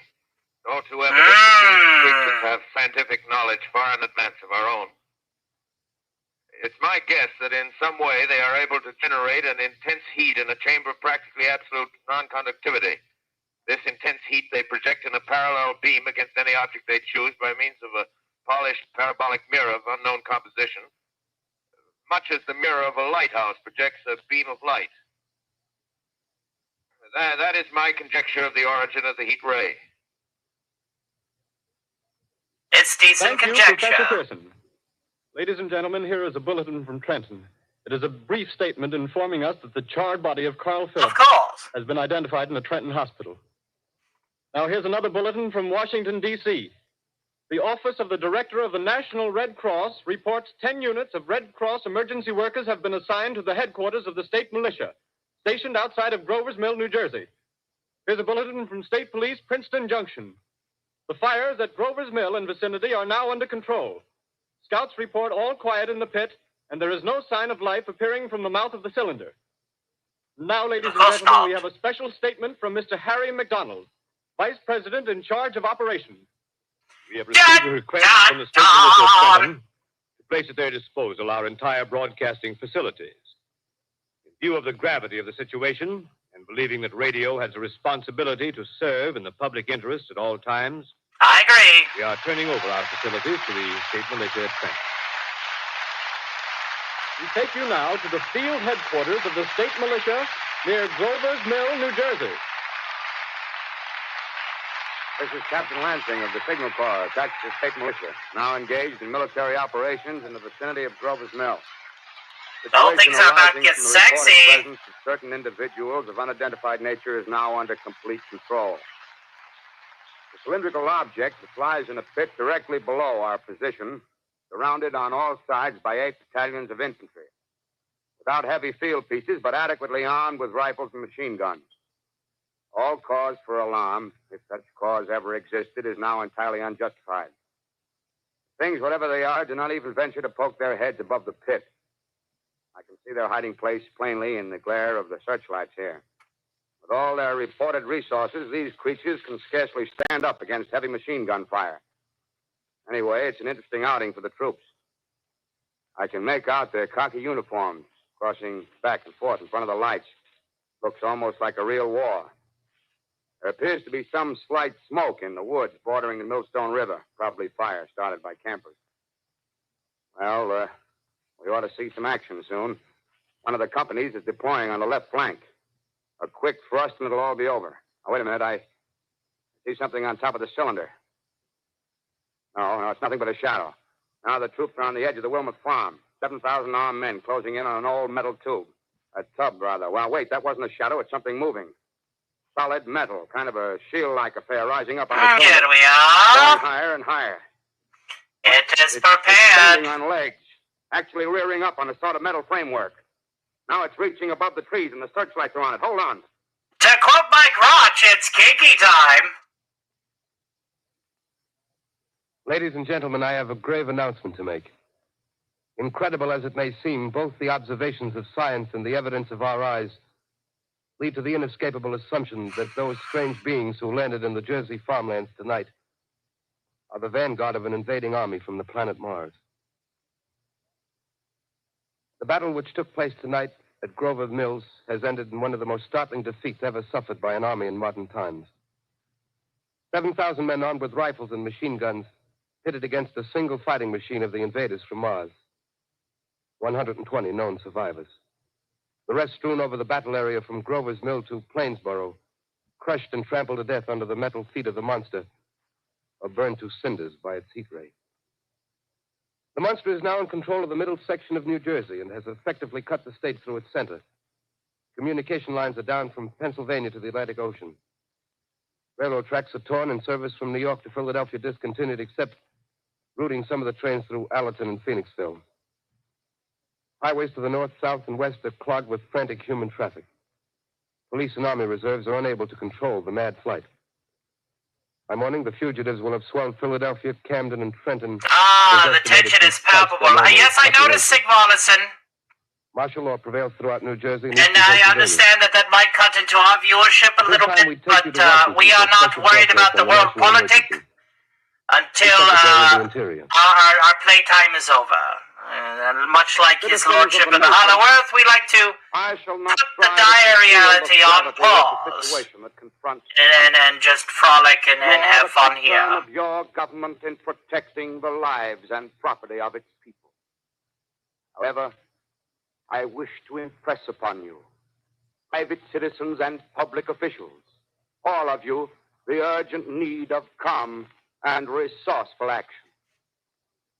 Fortunately, this formidable enemy is still confined to a comparatively small area. And we may... Do you have the same theory I do, Agent DBK, that West Cagle could be one of these surviving Martians that was able to adapt to the microbial life? We must continue the performance. Yes, we are. I'm doing a radio commentary on the War of the Worlds. It's a very nuclear and alien-centric program tonight. With a nation Delta Furious down, it is a pleasure to see you. How's life treating you, my good fellow? Of human supremacy on this earth.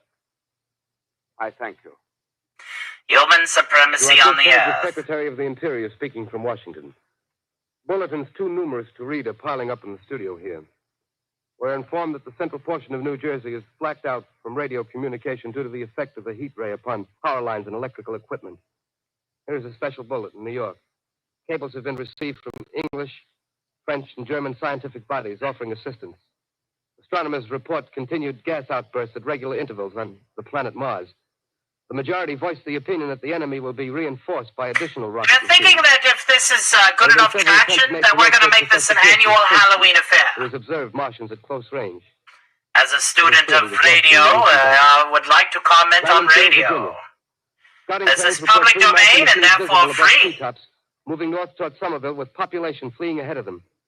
The heat ray is not in use, although advancing at express train speed. Invaders picked their way carefully. They seem to be making a conscious effort to avoid destruction of cities and countryside. However, they stop to uproot power lines, bridges, and railroad tracks.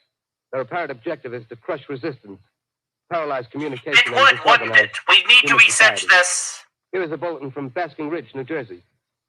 Coon hunters have stumbled on a second cylinder similar to the first, embedded in the Great Swamp 20 miles south of Morristown. Army field pieces are proceeding from Newark to blow up the second invading unit before the cylinder can be opened and the fighting machine rigged. They're taking up a position in the foothills of Watchung Mountain. Another bulletin from Langham Field, Virginia. Scouting planes report enemy machines now 3 in number. Getting us down with a very generous fiver says, shout out to you, Tony. Much love and have a great weekend. Thank you, sir. You actually hit us over Tier 3. We were a buck out. Thank you, sir. Here's a bulletin from Winston-Field, Long Island. Let me give him a round of applause. Carrying heavy explosives flying north in pursuit of enemies. Cryptos Parodies will be at the ass end of the show tonight, fellas. Just a moment, please, ladies and gentlemen. We've run special wires to the artillery line and adjacent villages to give you direct reports from the zone of the advancing enemy. First, we take you to the battery of the 22nd Field Artillery, located in the Watchung Mountains. Range 32 meters. 32 meters. Direction 39 degrees. 39 degrees. Fire. 140 yards to the right, sir. Shift range 31 meters. 31 meters. Projection 37 degrees. 37 degrees. Fire. Hit, sir. Got the tripod of one of them. Stop. Good to see you, Corporal. He says, same company used to do readings of Star Wars in the style of Shakespeare for local comics conventions. Han Solo and C-3PO and Iambic Pentameter. Well, awesome. Well done. Can't see the tail end, sir. Letting off a smoke. What is it? Black smoke, sir. Moving this way. Flying close to the ground. Be sure Mr. Stark gets the praise whenever he returns. Ready to fire. Shift to 24 meters. 24 meters. Projection 24 degrees. 24 degrees. Fire.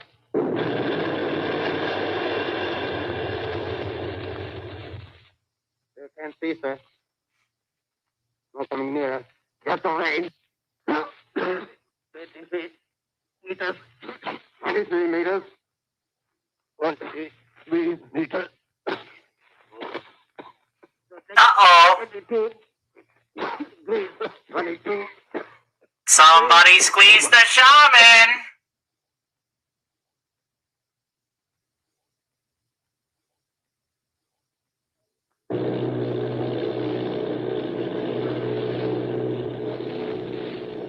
Army bombing plane V-843 off Bayonne, New Jersey. Lieutenant Volt, commanding 8 bombers, reporting to Commander Fairfax, Langham Field.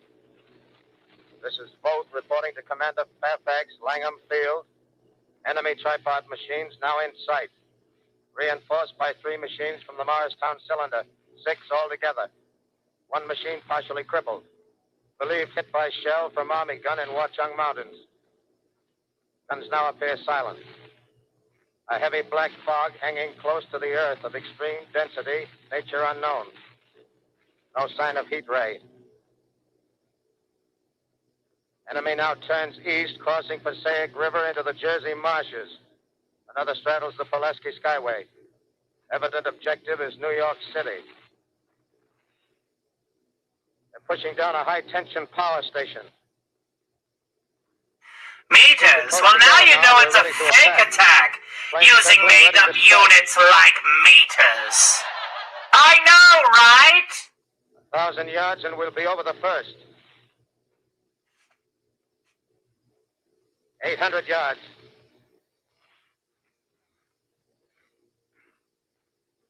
And to go from meters to yards, pick a lane. 400. 200. $1 million. Big bucks, no whammies. Green flash. They're spraying us with flame. 2,000 feet. Engines are giving out. No chance to release bombs. Only one thing left. Drop on them, plane and all. We're diving on the first one. Now the engine's gone. 8.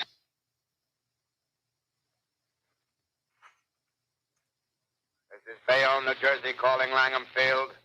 This is Bayonne, New Jersey. Did somebody order takeout? Come in, please. Langham Field. Go ahead. 8 Army bombers in engagement with enemy tripod machines over Jersey Flats.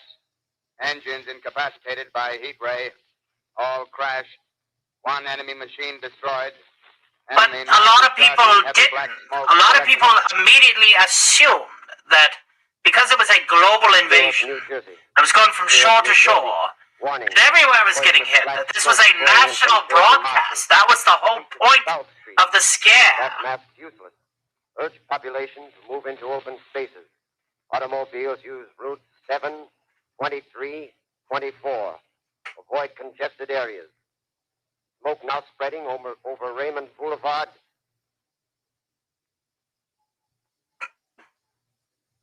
X2L calling CQ, 2X2L calling CQ, 2X2L calling 8X3R. Come in, please.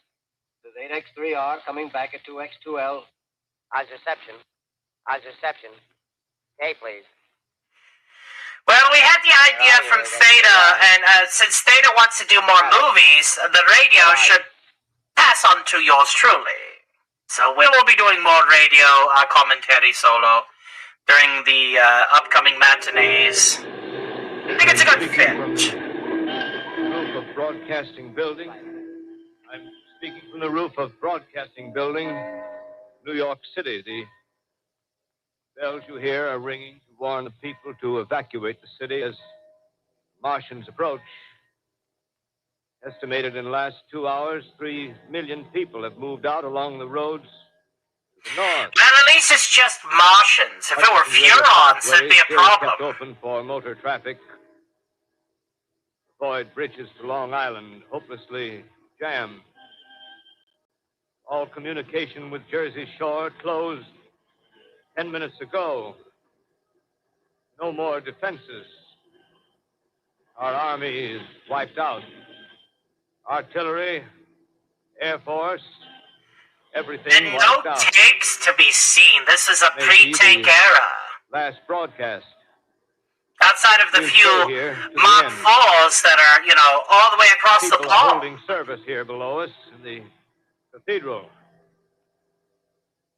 Now I look down the harbor, all manner of boats, overloaded with fleeing population pulling out from docks.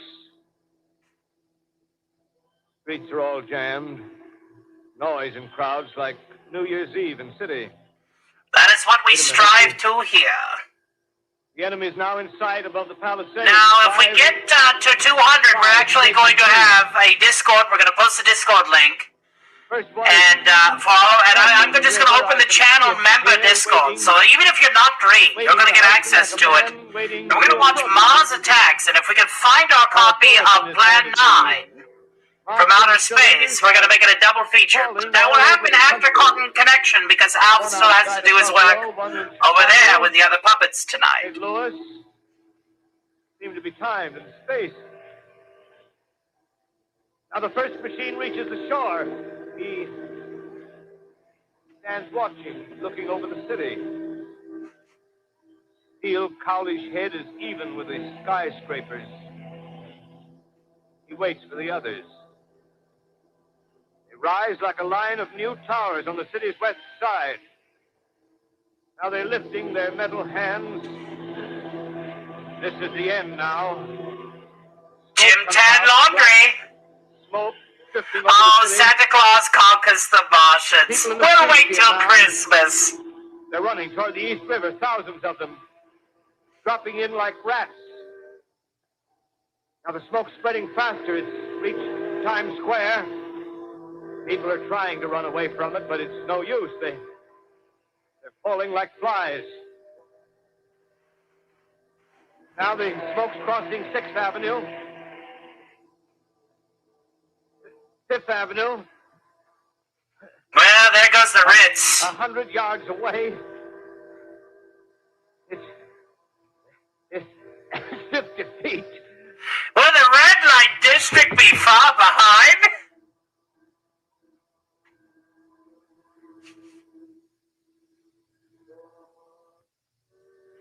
I know that reporter seems to be quite lucky. It's called plot armor before it was called that.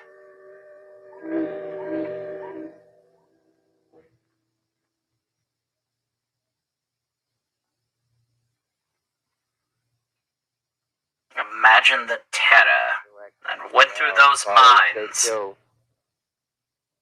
all those many moons ago. What a time to be alive! Isn't there anyone on the air? Isn't there anyone on the air? Isn't there anyone? 2X, 2L.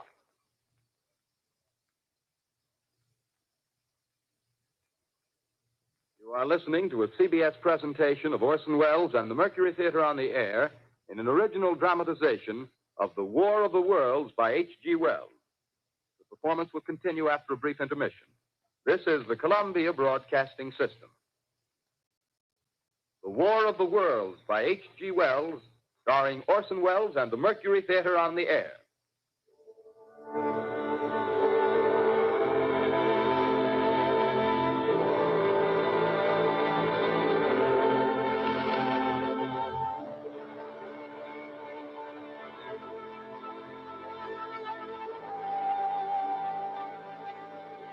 Sounds like they did announce that it was H.G. Wells reading The War of the Worlds, but at this point people were throwing shit out of their windows. I'm obsessed by the thought that I may be the last living man on Earth. I've been hiding in this empty house near Grover's Mill, a small island of daylight cut off by the black smoke from the rest of the world. All that happened before the arrival of these monstrous creatures in the world now seems part of another life. A life that has no continuity with the present. Furtive existence of the lonely derelict who pencils these words on the back of some astronomical notes bearing the signature of Richard. It was a national broadcast because they piggybacked off one another. Try to connect them with a professor who lives at Princeton and who, on the night of October 20th, glimpsed through his telescope an orange splash of light on a distant planet. My wife? For those of you who are fans of the original collector card top set of Mars Attacks, we did exactly that. We sent an invasion force back to Mars in response to their invasion. Did they ever exist? Am I Richard Pearson? What day is it? Do days exist without calendars? Does time pass when there are no human hands left to wind the clocks? Writing down my daily life, I tell myself I shall preserve human history between the dark covers of this little book that was meant to record the movements of the stars. But to write, I must live, and to live, I must eat. Find moldy bread in the kitchen and an orange not too spoiled to swallow. Keep watch at the window. Time to time, I catch sight of a Martian above the black smoke. Smoke still holds the house in its black coil, but at length there's a hissing sound, and suddenly I see a Martian mounted on his machine, spraying the air with a jet of steam as if to dissipate the smoke. I watch in a corner as his huge metal legs nearly brush against the house. Exhausted by terror, I fall asleep. Morning. Sun streams in the window. Black cloud of gas is lifted, and the scorched meadows to the north look as though a black snowstorm had passed over them. I venture from the house terraforming. the road, no traffic. In their wrecked car, baggage overturned, a blackened skeleton. Push on north. For some reason I feel safer trailing these monsters than running away from them. And I keep a careful watch. Sigmolison is correct. Unfortunately, they still forced Torsten Wells to apologize because his acting chops One was of their just too machines damn good. over the top of trees. I'm ready to fling myself flat on the earth. Come to a chestnut tree. And to think he provides the same amount of dramatic rapport for fish sticks and beef burgers. Truly a remarkable man. Direction through a desolate world. He is missed here in our community. Finally, I noticed a living creature. A small red squirrel in a beech tree. I stare at him and wonder. He stares back at me. I believe at that moment the animal and I shared the same emotion. Joy of finding another living being. Push on north. I find dead cows in a brackish field, and beyond the charred ruins of a dairy in a silo, remain standing guard over the wasteland like a lighthouse, deserted by the sea. Astride the silo perches a weathercock. The arrow points north. North. Next day, I come to a city. City vaguely familiar in its contours, yet its buildings strangely dwarfed and leveled off as if a giant had sliced off its highest towers with a capricious sweep of his hand. Ah, yes, Citizen Kane. Well, remarkably one of the most, it's the pinnacle of cinema. One of the pinnacle films of cinema. Whim of the advancing Martians. Yum, pot stickers and beer for supper tonight. Lovely. Crouching in a doorway. This broadcast was live. They didn't get to hear the opening comments, depending on when they could listen. It's true. Man armed with a large They knife. still had an intermission about 40 minutes into the program, though. 35, 40 minutes, explaining that this was a dramatic reading. But again, at that point, it was at the height of the panic. From Princeton. Princeton, huh? That's near Grover's Mill. Yes. Grover's Mill. There's no food here. This is my country. All this end of town down the river. There's only food for one. Which way are you going? I don't know. I guess I'm looking for people. Hey, what was that? You hear something just then? No. Toot toot, Das Boot. A live bird. Yeah. You get to know that birds have shadows these days. Their reaction was quite simple. We're in the open here. We're fired. We're out of a job. Have you seen any Martians? No. They're going over to New York. Night, the sky's alive with their lights, just as if people were still living in it. By daylight, you can't see them. 5 days ago, a couple of them carried something big across the flats from the airport. I think they're learning how to fly. Fly? Yeah, fly.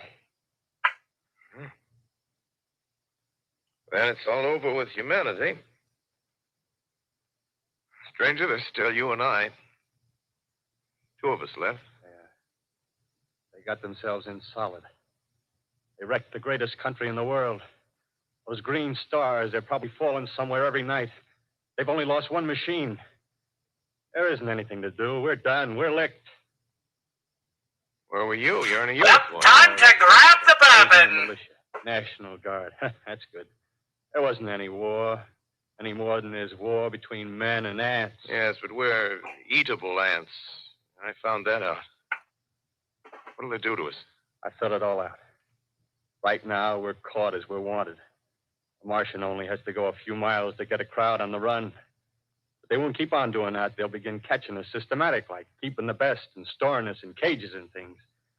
They haven't begun on us yet. Not begun? Not begun. All that's happened so far is because we don't have sense enough to keep quiet. Bothering them with guns and such stuff and losing our heads and rushing off in crowds. Now, instead of our rushing around blind, we got to fix ourselves up according to the way things are now. Cities, nations, civilization, progress. Yes, but if that's so, what is there to live for? Well, there won't be any more concerts for 1,000,000 years or so, and no nice little dinners at restaurants. If it's amusement you're after, I guess the game's up. What is there left? Life, that's what. I want to live. Yeah, and so do you. We're not going to Life versus survival. And I don't mean to be caught either. Tamed and fattened and bred like an ox. What are you going to do? I'm going on. Right under their feet. I got a plan. We men as men, we're finished. We don't know enough. We got to learn plenty before we got a chance. We've got to live and keep free while we learn, see? I've thought it all out, see? Well, tell me the rest. Well, it isn't all of us that are made for wild beasts. That's what it got to. That's what it got to be. That's why I watched you. Watched you. All those little office workers that used to live in these houses. They be no good. They haven't any stuff in them. They run off to work. I've seen hundreds of them running to catch their commuter's train in the morning, afraid they'd get canned if they didn't. Running back at night, afraid they wouldn't be in time for dinner. Lives insured and a little invested in case of accidents. Yeah, and on Sundays, worried about the hereafter. Well, the Martians, they'll be a godsend for those guys. Nice, roomy cages, good food, careful breeding, no worries. Yeah, after a week or so of chasing around the fields on empty stomachs, they'll come and be glad to be caught. You've thought it all out, haven't you? Sure, you bet I have. That isn't all. These Martians are going to make pets of some of them. Train them to do tricks. Who knows? Get sentimental over the pet boy who grew up and had to be killed. Yeah. And some, maybe, they'll train to hunt us. Oh, no, it's impossible. Yes, they will. There's men who do it gladly. One of them comes after me, by... It's a cookbook. Oh, wait, wrong alien story. Meantime, you and I and others like us, where are we to live when the Martians own the Earth? I got it all figured out. We'll live underground. I've been thinking about the sewer. And this is how we get the Molochs. The main ones, they're big enough for anybody. And there's cellars, vaults, underground storerooms, railway tunnels, subways. You're beginning to see, huh? How to serve for 40 humans. That rubbish, out. As you meant me to go. All right. Give you a chance, didn't I? Won't quarrel about that. Go on. Well, we got to make safe places for us to stay in, see? Get all the books we can. He said cock. That's where men like you come in, see? Agreed. We raid the museums. I guess he was a method actor after all. When you get to be as big as Unicron, I mean... Just imagine this. 4 or 5 of their own fighting machines suddenly start off. Heat rays right and left. Not a Martian in them. Not a Martian in them, see? But men. Men who've learned the way how. May even be in our time. Gee. Imagine having one of them lovely things with its heat ray wide and free. We'd turn it on Martians. We'd turn it on men. We'd bring everybody down on their knees. That's your plan. Yeah. You, me, more of us. We'd own the world. I see. Hey, what's the matter? Where's it going? Not to your world. Senor. Bye, stranger. Well, after parting with the artilleryman, I came at last to the Holland Tunnel. Won't they dramatic? Silent tube. Dramatic reading. The great city on the other side of the Hudson. Cautiously, I came out of the tunnel and made my way up Canal Street. Reached 14th Street, and there again were black powder and several bodies and an evil, ominous smell from the gratings of the cellars of some of the houses. I wandered up through the 30s and 40s, stood alone on Times Square. Caught sight of a lean dog running down 7th Avenue with a piece of dark brown meat in his jaws and a pack of starving mongrels at his heels. Made a wide circle around me as though he feared I might prove a fresh competitor. Walked up Broadway in the direction of that strange powder, past silent shop windows, displaying their mute wares to empty sidewalks. Past the Capitol Theater, silent, dark. Past a shooting gallery where a row of empty guns faced an arrested line of wooden ducks. Near Columbus Circle, I noticed models of 1939 motor cars in the showrooms facing empty streets. Over the top of the General Motors building, I watched a flock of black birds circling in the sky. Hurried on. Suddenly, I caught sight of the hood of a Martian machine, standing somewhere in Central Park, gleaming in the late afternoon sun. An insane idea. I rushed recklessly across Columbus Circle and into the park. I climbed a small hill above the pond at 60th Street, and from there I could see, standing in a silent row along the mall, 19 of those great metal Titans, their cowls empty, their steel arms hanging listlessly by their sides. I looked in vain for the monsters that inhabit those machines. Suddenly, my eyes were attracted to the immense flock of black birds that hovered directly below me. They circled to the ground. And there before my eyes, stark and silent, lay the Martians with the hungry birds pecking and tearing brown shreds of flesh from their dead bodies. Later, when their bodies were examined in laboratories, it was found that they were killed by the putrefactive and disease bacteria against which their systems were unprepared. Slain, after all. A little bit of that Martian flu? The humblest thing that God, His wisdom, has put upon this earth.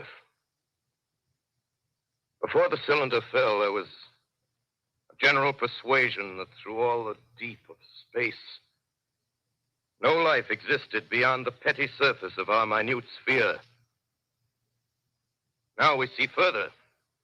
Evolution. Dim and wonderful is the And I vision think I've the discos conjured up in my invader mind Zip of to life wear spreading Kleenex boxes for slowly upon this shoes. little seedbed of the solar system throughout the inanimate vastnesses of sidereal space. But a remote dream, maybe. Maybe that the destruction of the Martians is only a reprieve to them and not to us. The future ordained, perhaps. Strange it now seems to sit in my peaceful study at Princeton, writing down this last chapter of the record, begun at a deserted farm in Grover's Mill. Strange to watch children playing in the streets. Strange to see young people strolling on the green where the new spring grass heals the last black scars of a bruised earth. Strange to watch the sightseers enter the museum where the dissembled parts of a Martian machine are kept on public view. Strange when I recall the time when I first saw it. Bright and clean cut, hard and silent under the dawn of that last great day.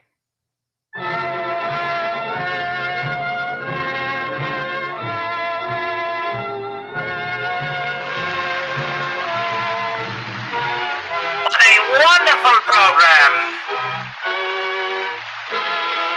And we are happy to comment on it and share it with you all tonight. Wells, ladies and gentlemen, out of character to assure you that the War of the Worlds has no further significance than as the holiday offering it was intended to be.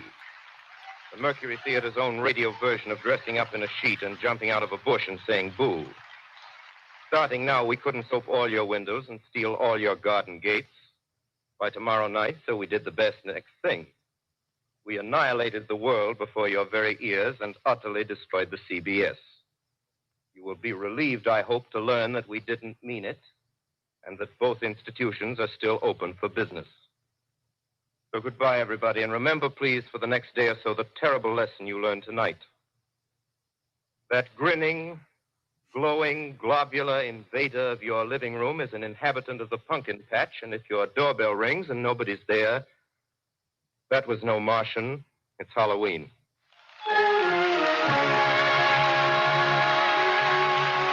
Tonight, the Columbia Broadcasting System and its affiliated stations coast to coast has brought you The War of the Worlds by H.G. Wells, the 17th in its weekly series of dramatic broadcasts featuring Orson Welles and the Mercury Theater on the air.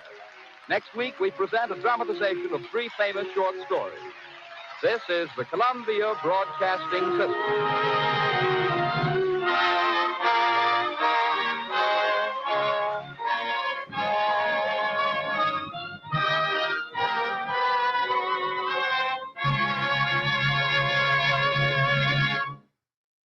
What a wonderful broadcast, and I was so happy to share it with you all. Should this become a Halloween tradition? I think we should. I think that's something that I think you and I can both agree on here in our lovely chat tonight. Thank you for tuning into this segment of Stark's Saturday Matinee. We have approximately an hour remaining, and we have goals that we have smashed. So we will be joining with Al very, very soon. After these commercials, this has been Alastor the Radio Demon providing you some radio commentary over radio entertainment, well-versed and nestled within the public domain. We need more of it in the world, Sister Nerders, absolutely. We are here to be entertainers, so expect Alf to be coming up the rear, because Lord knows a VTuber needs to be upstaged by a puppet every now and then, isn't that right? But Mr. Stark has also got to sing a metal song for you all before that, so there's going to be a transitionary period between the 2 acts. Followed with, as we have reached tier 3, the early invasion force from Cryptosporidium 142, including the introductory bumper for Crypto Week to be displayed closer to the end of tonight's program. And we thank you all again from the bottom of my heart, and of course the heart of my bottom. But you're tuning in so far. We'll be right back after a few messages, some of them fake, some of them not so much, from sponsors and people that we sponsor. In class, it's not so bad. But when school's out and the others leave to enjoy themselves, well, if you're what they call a shy guy, that's when you really feel it. The awkwardness of being left out and lonely. Now, you could try working on your social skills and developing the traits necessary to function in an increasingly communal society. But why do that when you can just purchase Robco's new Soulmate series of animatronic robots? Each machine is specially designed to stimulate real human contact, responding to commands varying from, "Do you love me?" to, "Does Robco's warranty extend to damage caused by passionate lovemaking?"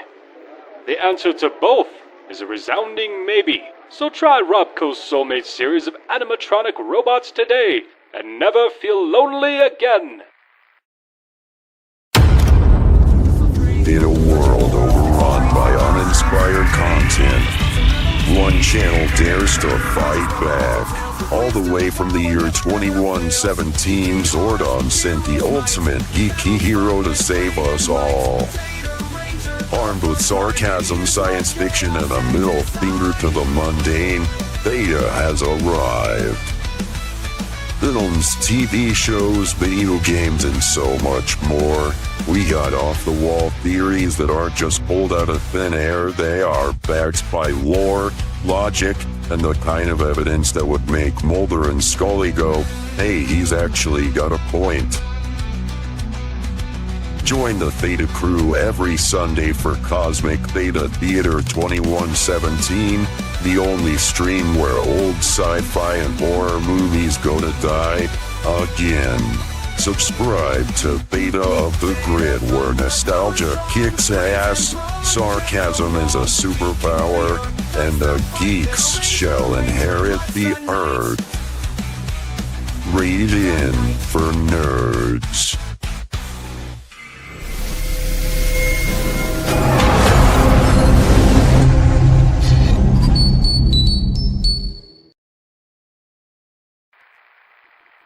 Honey, the TV's on the fritz again. Did you try kicking it? I've tried kicking it, shooting it, and even tossing it in the microwave. And the fact is, I think it's cooked. Well, don't worry. I heard the Radiation King is coming to a city near us. Sweetie, can you keep your voice down? You can't support a monarchy in this day and age. The neighbors might think we're anti-American. Oh, sugar cakes. The Radiation King isn't a monarch. He's just the king of electronics. They have a king for that? Well, when you offer 3 different types of TV sets, as well as ham radios and jukeboxes at rock-bottom prices, there's no title more appropriate. But what does radiation have to do with electronics? You'll just have to read the caution label for that. Let's just say, the next time you need an x-ray, we might not need to go to the doctor. We can just use the big screen. A big screen? Do you mean it? Oh yes, I'm talking 16 inches. We might not even have enough space, but we'll have more than enough money, thanks to the Radiation King.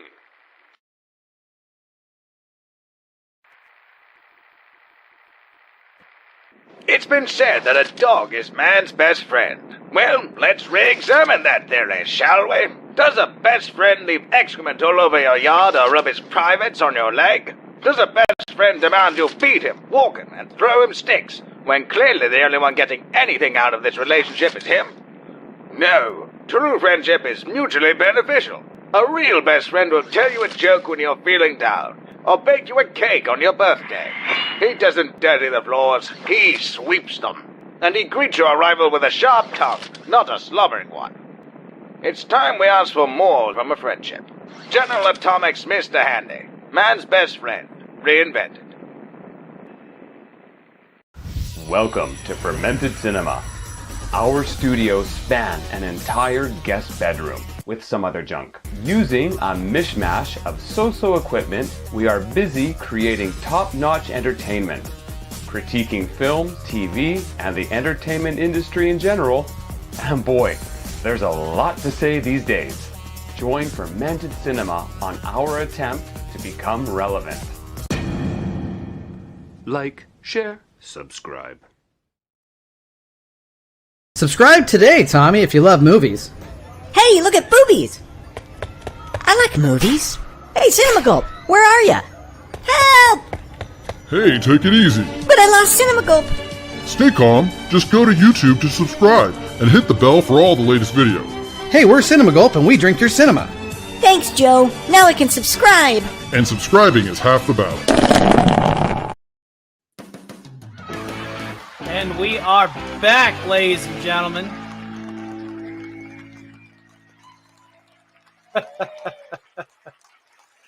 Orphan Zane. So mean. So mean. And hail to the great RVM 371, who you just missed. Alastor's dramatic commentary over the dramatic reading of Orson Welles' amazing War of the Worlds. Let's go ahead and bring the chat back up for just a few minutes and let everybody know that we are here for you. And it looks like we do have another super chat creeping in. So let's go ahead and get that before we get to our alien invaders, because they have been both unlocked tonight. With Alf, that's going to be coming in first, followed with the little gray guy that's going to be taking over the channel and subsequent guest spots on upcoming shows where applicable. Obviously, I'm not going to be bringing Crypto to the puppet shows, but you get where I'm going with this. Crypto is going to be taking over the channel, which means that he's going to be probably looking up Ginger Wolf's cat suit very, very soon on the next Thursday show. So without any further fanfare, let's go ahead and put on yonder suit and read this super chat just crept in. Well, the great Orphan Zane with a very generous $5 super chat says, "Good job, Alastor. Why don't you treat yourself to a Stark snack? I recommend. It's the liver. It's bound to be well marinated at this point. Why? But why? But why? I tell you why, because you're using my filter, my good fellow, to read your super chat. And that's a big no-no. Oh, come on, that's not fair. It's time to pay for your arrogance, my good fellow. And the only way I take my payment is with blood.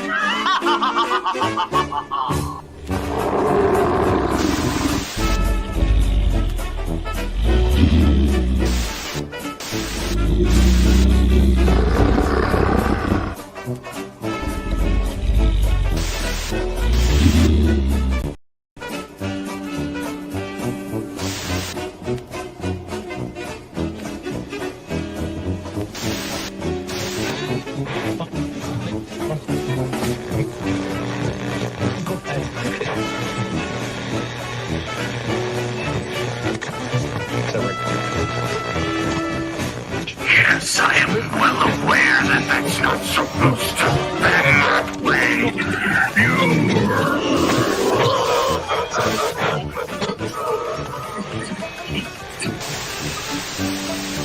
I'm going to devour each and every one of you!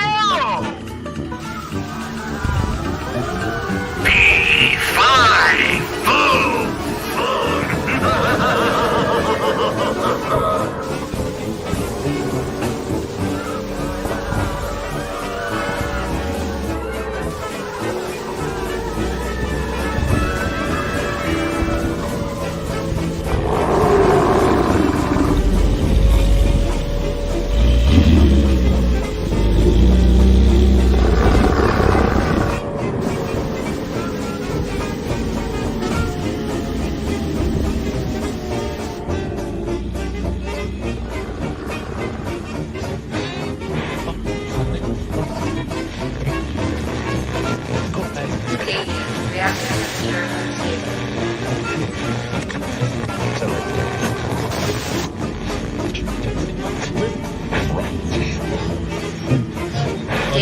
Reactor temperature critical.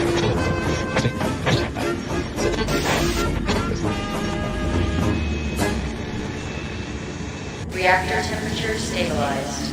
I feel better already! Oh, heavens to Betsy. Have a good night, KC's Creepy Creations, and thank you for being a producer tonight. You helped us unlock well past Tier 1, and everybody pulled together to get Tier 2 and 3 out of the way. I don't think we're going to be getting Tier 4, but that's okay. We are $44.75 out from Tier 4, so I don't know if we're going to be having the member movie night tonight after the Cotton Council, but that's perfectly fine. Because we're about ready to get Alf on the scene and start our alien invasion segment. So you're going to see me go from using a VTuber to a puppet. All the skills that I've had to learn starting this channel out like that. It's all thanks to you guys. Thank you for being such vivid and wonderful supporters to my little corner of the internet. God bless each and every one of you. We even we're at 41 likes right now. And YouTube has put a couple of my subscribers in its back pocket. I know that we had breached 1,600, but now it says we're back at 1,598. It does that from time to time. Not too concerned about it. Let's go ahead and update this other banner here, because we've had yet another one. And then let us, actually there's 5 super chats. No, yeah. 5 if you include Dan's. There we go. Now I think we're up to snuff on the total ticker tape here. So thank you guys for all your support. 31 new members, nothing to sneeze at. And that's the theme for Crypto's invasion, is members to abduct. That's right. Members to abduct. And it's going to be a big member drop. He wants all of the humans. He wants their brain stems. And of course, our good friend RVM371 coming in before I have to sing this next ditty, which requires a karaoke track because that was Tier 1. It's a karaoke track that I know that I can get away with and sharing revenue with for the stream revenues. So there we go. RVM371 with a very generous $5 super chat. Hail and thank you, sir. I appreciate it very, very much. One moment. Very close. Excellent. Thank you, my friend. God bless you. We'll fire up for repulsion in your honors. It's just because you're a cool dude. Thank you, man. Usually I like to have my super chats attached with requests. Feel free to do some requests. By next Thursday, I hope to have all 4 songs that I have queued up learned from the people that have requested them in the recent past. They are in my notes, and it is time to learn those new songs. So let's fire off a repulsor for you, my friend. Get this karaoke track done. Then bring Alf on. Bring Mr. Shumway to the fore. Chopsticks. You swear.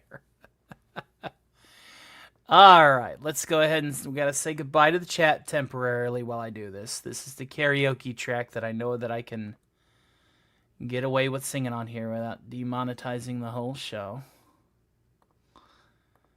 And so who's up for a little metal? I know I are.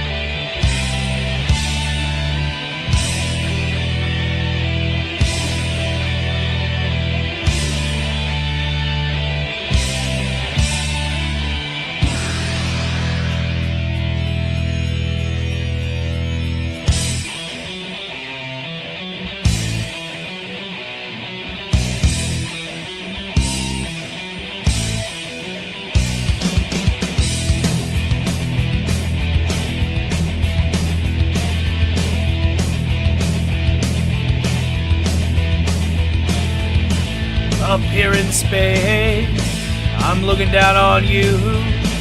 My lasers trace everything you do. You think you private lives, think nothing of the kind. There is no true escape, I'm watching all the time. I'm made of metal, my circuits gleam.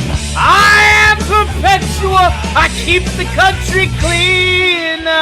I'm elected, electric spy.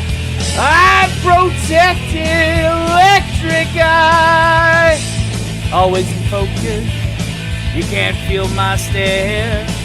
I zoom into you, but you don't know I'm there. I take a pride in probing all your secret moves. My tearless retina takes pictures that can't prove. I'm made of metal, my circuits gleam. I am perpetual, I keep the country clean. I'm elected, electric spy. I'm protected, electric eye.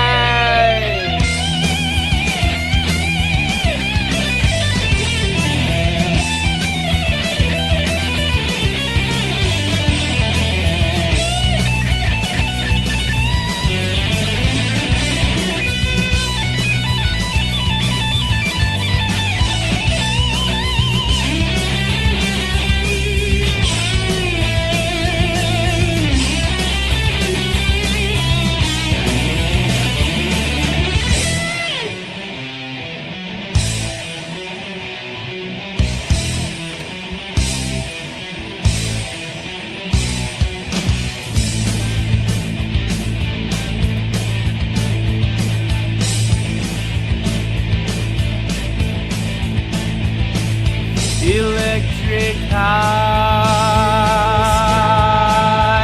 feel my stare.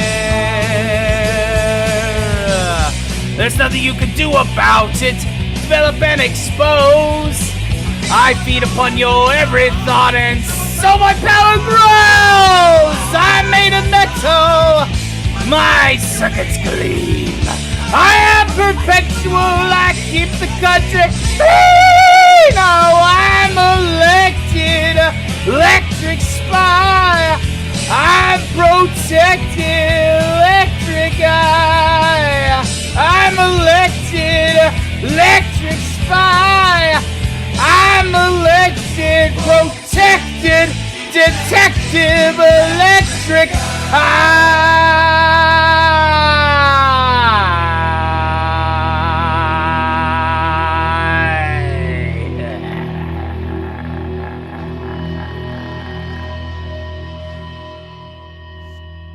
All right, I think that covers our tier 1 unlock.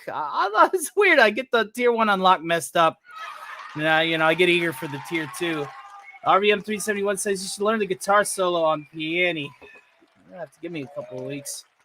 And by that, I mean a couple of months, given my production queue is all over the place. I got this I got to finish, that I got to finish, everything that I got to finish. But we are beginning to get close to time for Cotton Council. We have less than an hour as of this notice stop, and we have 2 acts that have been unlocked. So we need to go ahead and get that started. So to rein in, first part of our alien invasion is none other than Ginger Wolf's own Make Muppets Great Again.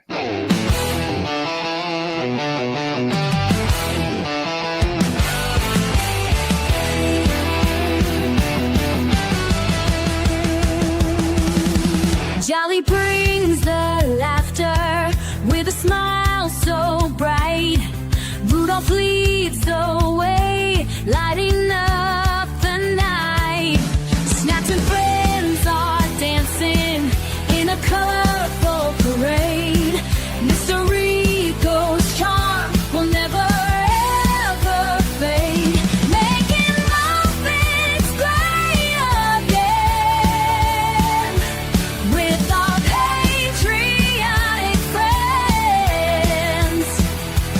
Foodie breaks will join the fight. With puppet power, we'll all unite.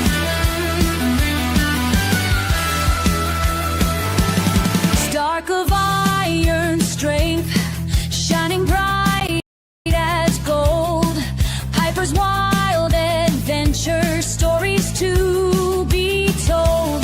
Ginger Wolf gallops in on a steed so fine. Together in this moment, all our hearts align. Making Muppets great again with our patriotic friends. Booty breaks will join the fight. With puppet power, we'll all unite. We'll sing and dance through thick and thin with puppet friends beside us. Let the fun begin. Together we will shine like a shooting star, making magic happen no matter where we are. Making Muppets great again with our patriotic friends. Booty breaks will join the fight. With puppet power, we'll all unite. Just how many alternate personalities do you have on here anyway? Too damn many. Ah! Hey everybody, it's just me, Elf. Let me wave to you with my actual functioning hand now. Alright, so the Elf segment's going to go for about 20 minutes. Oh, why 20? Because the other alien's going to have the other 30. What do you mean the other alien? I mean exactly that. Now here's a question I got for you. What's that? The question I got for you is this alien legal? Well, technically no. He's trying to destroy us all. And I have my green card. He don't. Well, that's debatable. It's going to go for 20 minutes ish until Mr. Stark's hand gets tired. Purple Bunnies or RVM 371 says, call Mexican Iron Man. Yeah, fat chance. You know, El Perro and I, we have our differences, but we are going to team up to deal with my iron cousin. We won't kill him. Yeah, he's going to kill you two instead. Oh, Lord.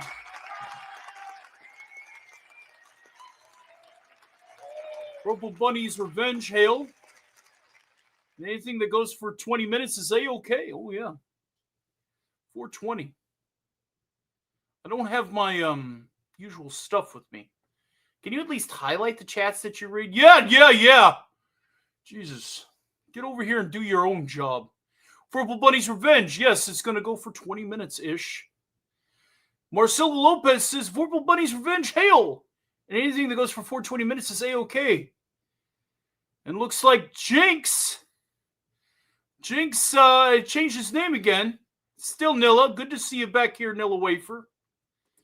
Well, fucking finally. Ah! Oh, well, yeah, no. We're not going to. No. Nope. We already have a kid here. Should we tell him about Timmy? You're familiar with Timmy, ain't you? Hey, AJ Starhiker, how you doing? Should we introduce him to Timmy? Yeah, let's go over here. Well, yeah, I got the screen. You go over there. All right. For those of you that don't know, I may have adopted something from Rob Wright and Gary Ambrosia in Knoxville last year. So we're gonna go ahead and see how he's doing. Now Timmy's room is in the sub basement because unlike his dad, he's not behind anything protective because we live in a nuclear hellscape and don't have the technological resources to design something to, let's just say, help him behave. But we have a big steel deadbolt door. And these planks of wood here. I'm gonna go ahead and knock on them. Hey, kiddo, Timmy.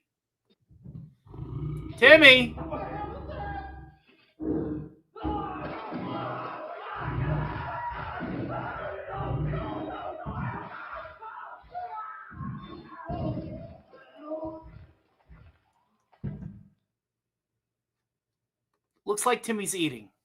You eating what? Well, he's eating. Definitely not these. Unicorn! I'm terrified. Why do you have an eldritch abomination in the basement? Part of being in the cadre of the let's just say the NCOs, the non-commissioned officers of the Xanadu staff. And sometimes prisoners, in this case, like Gary Ambrosia, who's a prisoner, we are obligated to adopt a thing, and that thing is down there. I don't like you. Yeah.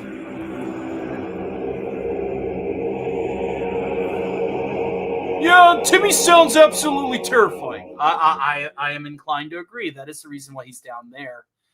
And again, don't mention it to let's just say Father Dearest. Yeah, don't mention it to Father Dearest. I agree.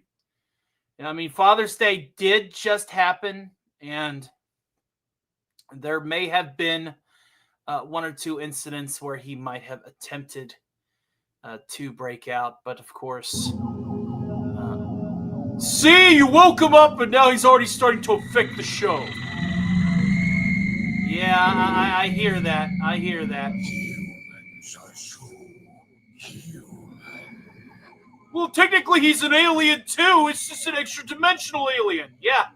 Well, at least we're on theme. Ain't that right, guys? I thought this was supposed to be my segment. First you play the War of the Worlds, then you wake him up, and I just don't know. Oh, Lord.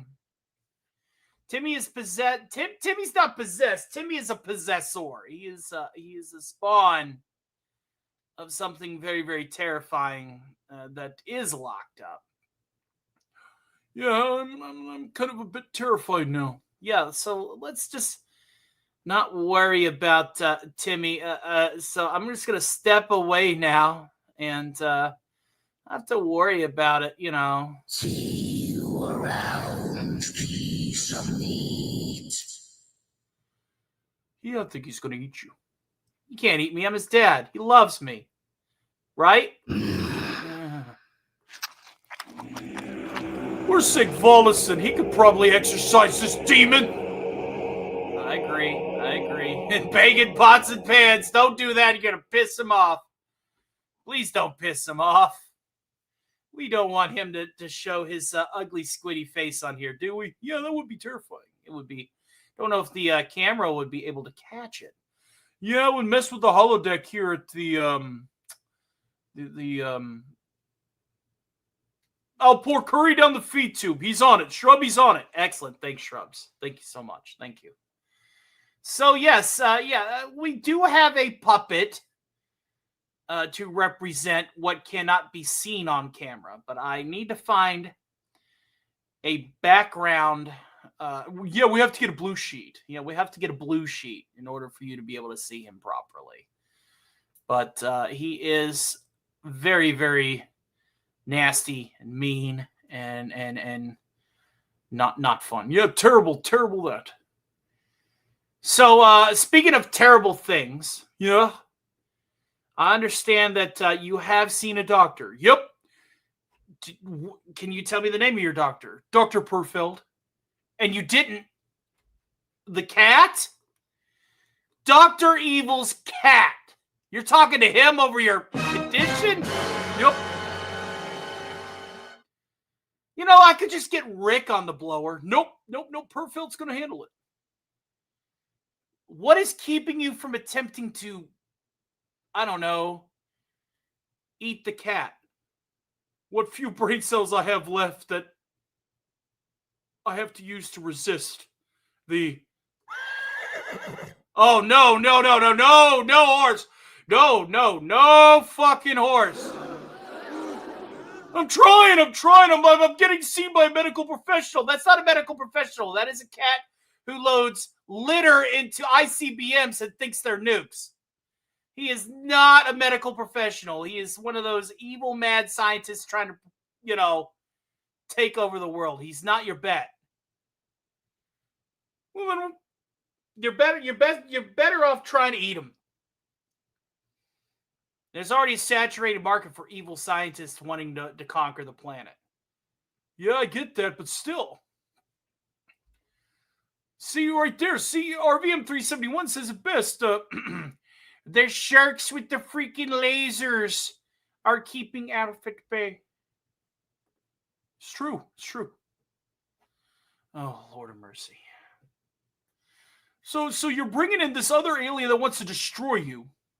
Wants to destroy all of us. I don't know about you, though. He's on a mission to destroy all humans, not Melmacians. But when he finds out my name is Gordon, he might mistake you for one. Well, I don't know what to do. Well, we need to fix your ship and get you out of here. Jinx was here. I mean, Fishbones is a rocket launcher that looks like a shark. So you're gonna basically be Jinx now. So that's like the Harley Quinn that's tinier, somehow faster, and crazier. Yeah, but also has a tech degree. Yeah, that's very, very scary shit. I'm not a fan. No, I'm terrified of that too. They want to screw the ladies. Yes, they do. The other inspiration was Ziggs. Yeah, I agree. So here we are. So here we are, ladies and gentlemen. Here we are. And of course, everybody, you can see more of Alf and his hijinks, and that's going to be in just 45 minutes from now. So as we prepare for our last act, I will go ahead and link this show to Cotton Council. And you guys will auto-magically be whisked away over there. Auto-magically be whisked away. Yeah, so expect some more puppet chaos coming up in just a few minutes. Remember I gave Alf cat. Oh, yeah, I could use a cat. Yeah, but one that doesn't have death rays And AJ Starhiker gifted us another Stark of Iron membership to the channel. Who was it? Well, let's take a gander, shall we? Looks like it's going to fall to the Internet Help Desk. Hey, welcome back, Internet Help Desk. Thank you, AJ Starhiker, for the love of the channel and your support. We are $39.35 away from a member movie night that will be accessed to everybody in the chat. We'll be posting a link to the Discord for you guys to join in. So even if you're not green, you can join. And we're definitely watching Mars Attacks, but we need another alien invasion film. I'm sure I could dig up something. I want to do Plan 9. I don't have on this hard drive Santa Claus Conquers the Martians, but I definitely want to do that to commemorate Christmas.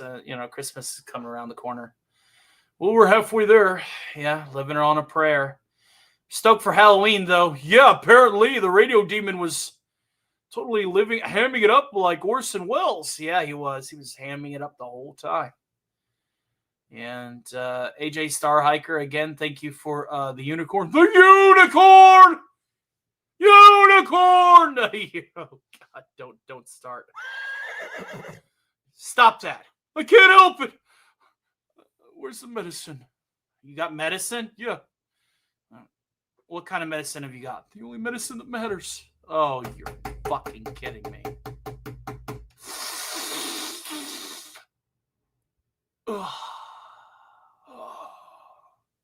Save some for tonight. I will. You better. No promises.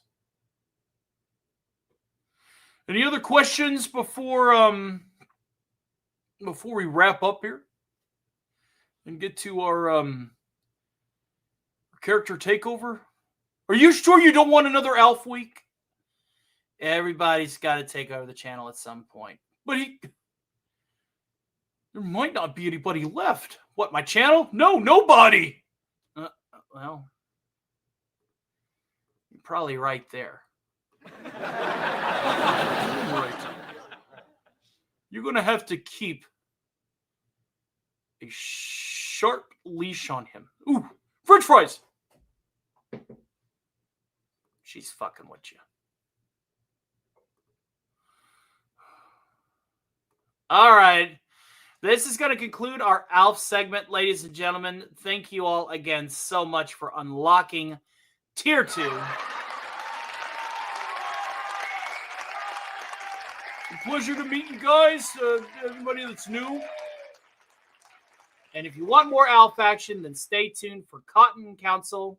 You're going to love what we got cooking up this week. I'm sure it's going to be buckets of fun. In the meantime, we do have to cut to our last commercial break of the evening, and then we're going to get to our, let's just say our feature presentation. Yeah, feature. Creature feature. I know. It'll be fine. Will it, though? It'll have to be.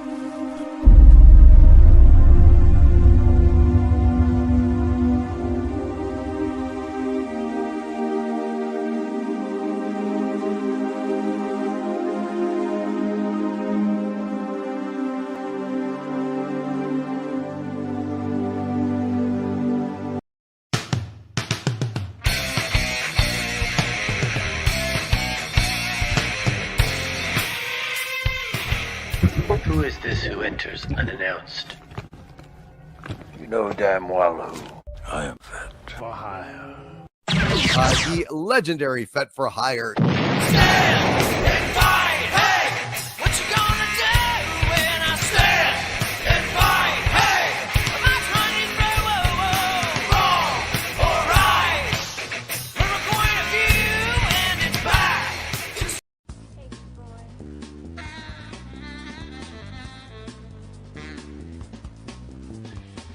Every woman has experienced a moment where they wish they could just disappear. High school teacher Carolina Dominguez has a unique ability to turn invisible at will. While she usually has control over her supernatural ability, Carolina becomes invisible every time she is attracted to a man. When Carolina finds herself infatuated with the hot new gym teacher, Julian Machiel, she is shocked to discover that Julian is blind, but he can see her. Once Julian's secret past resurfaces, Carolina and Julian find their relationship entangled in lust, supernatural powers, and government intrigue. See Through Love, available on Amazon.com and Friesen Press. Pick up your copy by Rod Thunderheart today.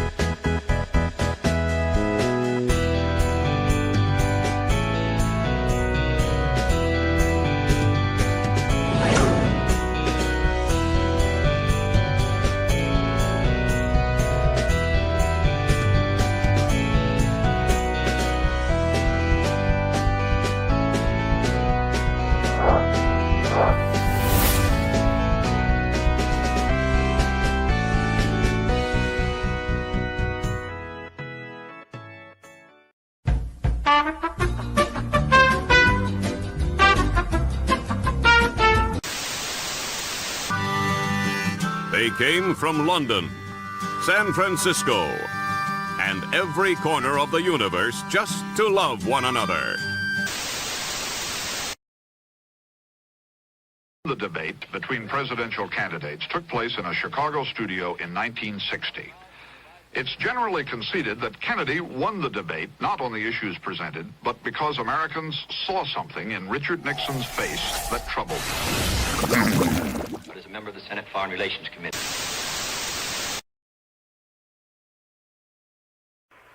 It's one small step for man, one giant leap for mankind. Okay. I think it's good, right?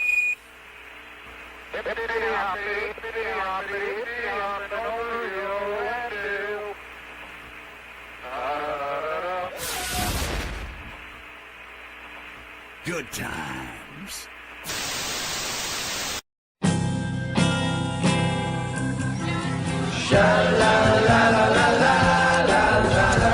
Reruns of a boo.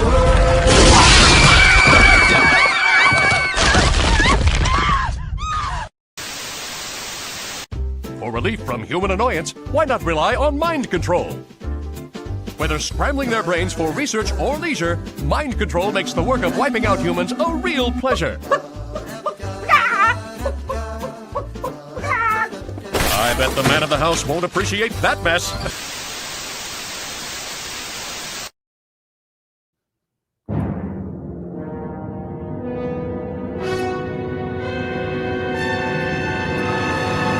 Greetings, human scum! It is I, Cryptosporidium 142 of the Furon Empire. Your benevolent masters welcome you. Today we are going to be abducting as many members as possible. We've already got 32. Who else wants to volunteer themselves as tribute? I assure you that each new member is going to be getting a probe that will be used for scientific study and the harvesting of your brain stems. That's right. The procedure will be protracted and invasive. Are there any objections? Throughout the next week, we are going to see if we can't tap out our member base. And maybe, if you guys comply, I won't have to vaporize half of you. So with that out of the way, everybody get in line, because I have here the Orthopox YT13 Jumbo Probe. It can fire 8 individual probes in succession and harvest 8 individual brain stems as a result. First 8's free, the rest will cost you. Welcome to the Cryptosporidium takeover of this former Avengers little YouTube channel.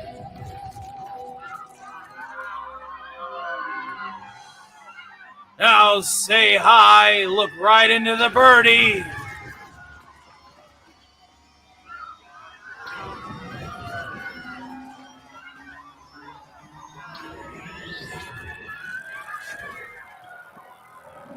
There we go. There we go, eradicating humans as we go. Well, what can I say? Besides, guess what? My show now, monkeys. So what's first on the docket? Let's see here. Re-infiltrate into states of command. Check. Double check on current military actions currently in process. I'll do that later. It sounds like a bunch of nonsense. Who let this Richard Nixon rip off on my screen? Oh, about that. About that. You see, I may have or may not have puppeteered for the last 40, 50 years of your time to take care of business. Who let this alien on here? You all did when you paid for it, ding-dongs. I wasn't supposed to debut until Theta's Cosmic Theta Theater. But you guys expedited the takeover, and now I'm running it until next Saturday. That's right, baby.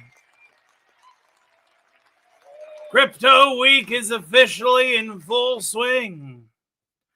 Pretty neat, if you ask me, but I mean, who's counting? Of course, we are going to have a member drive for each of our, let's just say, appropriately hijacked programs, including a reactor side chat, starring yours truly on Monday.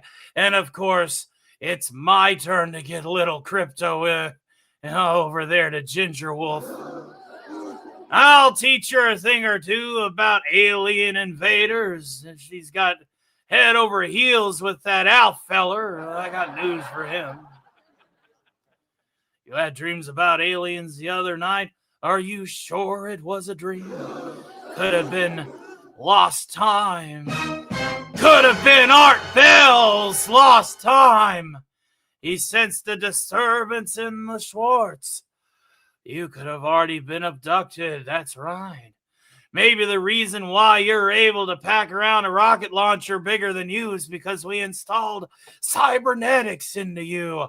Or maybe a baseline telekinesis. Maybe you're so hyped up on adrenaline you could punch a dumpster down the street and not feel it until the next morning when you realize, holy fuck, my hand's broke. You'll never know, because we ain't gonna tell you. Hail to the great Vorpal Bunny's revenge. I understand you work for a guy who lives, down there, who wants to do to this planet what I've already done to it. We've been harvesting brain stems from you wackadoo apes for years. You honestly think that we're going to let some guy with a few clunkers and a possible eldritch entity take my job? Do you? I don't think so. step up to the plate. It ain't the first giant robot I've toppled, and I'm sure as hell ain't gonna be the last. Who here is familiar with a little deity called Arkvoodle while we're on the subject of gods from other worlds? Let's just introduce you to our good friend Arkvoodle. See, he is the Lord of the Sacred Crotch. All you have to do is do like they did on the third episode of Rick and Morty, which this asshole behind me didn't even finish doing the review for. And just start dry humping each other, free love and all that nonsense. The more pure Furon DNA we can get out of you, I mean, spiritual sanctity that we can get out of you, the better. So maybe you just activated vibrate mode on the Probuan planet, maybe. Hail to Sergeant Giratina, welcome to the beginning of my weekly takeover. If you noticed, we released a short saying I was coming, but everybody was like, yo, that bad mofo, shut your mouth, only talking about my clone, that's right. And let's just say, I'm here and I'm not so queer, and everybody's probably going to try and steer clear, because when the death rays come out, well, oh dear. Oh, yes. Very much so. Luckily for you all, there isn't one of the humies in sight that's gonna, zap the old brain pan with a little bit of that neuralizing juice. I tell you, you monkeys figured something out. You guys scratched your heads, knocked a few rocks together, added 2 and 2, and made 5 with the neuralizer. That's right. What scrambles your eggs up right and proper, well, it just gives me a nice dose of the shimmies, and I feel like I'm on cloud 9 for a few minutes. So the first one of you guys that takes out one of those majestic fuckers, preferably Will Smith, because he's a bit of a cocklick, do me a super solid and bring down that neuralizer and let old dad just taste the neutrons. Oh, yeah. Our soldiers are prepared for any alien threats.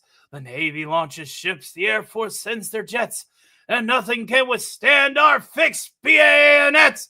The EDF deploys. If you believe that, you're full of shit. Oh, wait, you're human. You are. You eat with your mouths and you shit out of your anus. Not to be confused with the planet your rectum. Oh, yeah, good luck with that. You're going to need something a little bit more potent than a shark-shaped rocket launcher to even put a dent in the old saucer. Now, let me tell you something about those green guys that talk like a bunch of limey idiots from London town, all right? They can't figure shit from Shinola.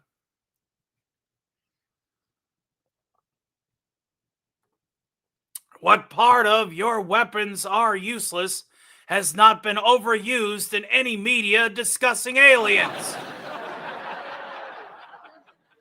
It's because your weapons are useless. The Martians were a better fight than this. And I remember back in the 60s when I had to go toe-to-toe with them. Obviously, my clone strain was a little bit later down since the Martian Wars. You have yourself a good night, Scoobs. Probe you later. Get in line, because everybody's going to get a taste. But I suppose we should probably start wrapping this show up.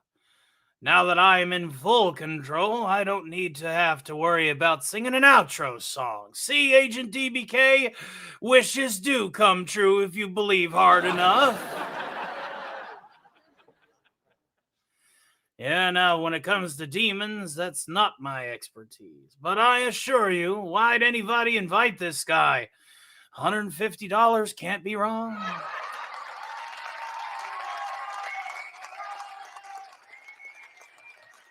A rock, oh boy. Watch out, he's throwing a rock at me. Next thing you know, they're going to attack me with boards with nails in them.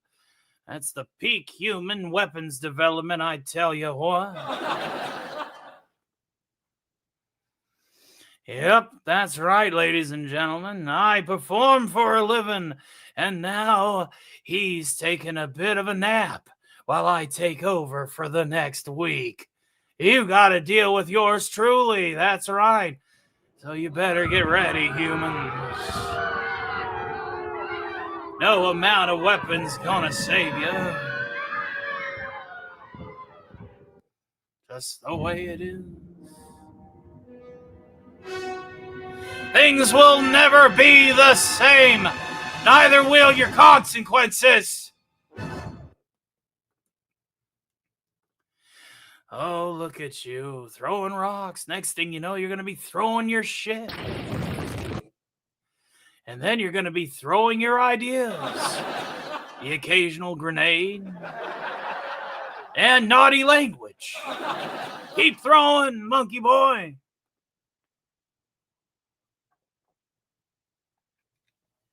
There's only two things that is going to keep old Crypto's temper in check. The first is quite obviously Reese's Pieces.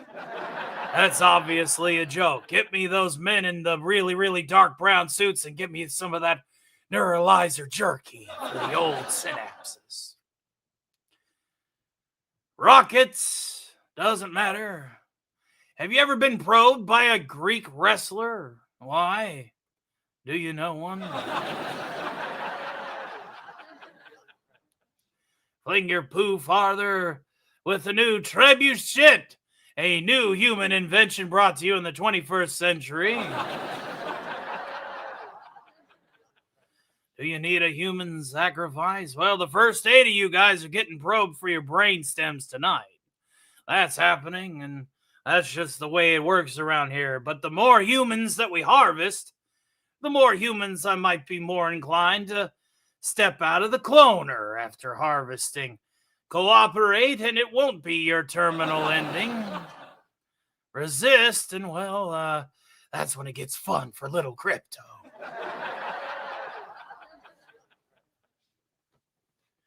But we're about ready to wrap this bad boy up. So, yeah. No, but they're not being turned away. Throwing humans at Crypto. You must have an arm on you. You're a tiny little thing. All right, the cybernetics. Well done. Good to see that those servos and wires are treating you right. You humans and your obsession with giant robots. Need I be more clear, monkeys? A giant robot is a very inefficient weapon of war. Pass it on. Jaegers, condoms, Titans. What do they think up next? All right, another giant freaking robot. Don't need no giant robots doing your dirty work for you. You just need to get more efficient with your warfare. And your nukes ain't gonna do it either, folks. Got news for you. Giant monkey, giant robot monkey. See, you guys are not using your heads. Am I gonna have to take you all to class? Giant robots, 2 men, 2 machines, 2 wild robot jocks. I pulled a Captain America. I got that reference.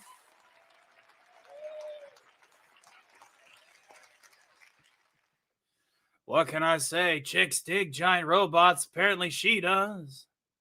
I'm forgetting the Gundam. The only good giant Gundam is the Psycho Gundam. Yes, 4 minutes out. Then I'm going to take a 15-minute break between programs. So if you guys want to see some other Martians take out your world landmarks, and anybody is able to, it's going to cost you $39.35. If not, then we will see you with the other not-so-interesting alien over on the Cotton Council.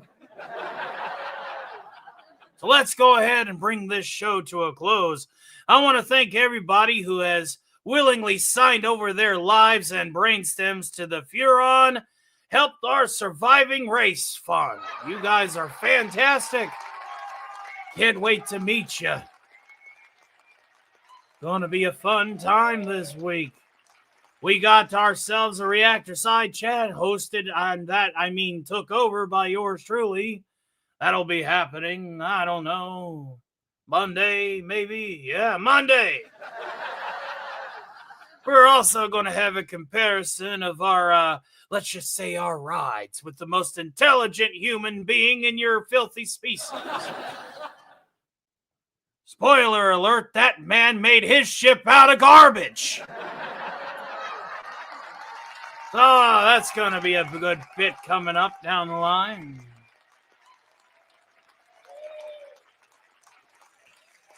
And last but certainly not least, expect a hell of a lot of probing.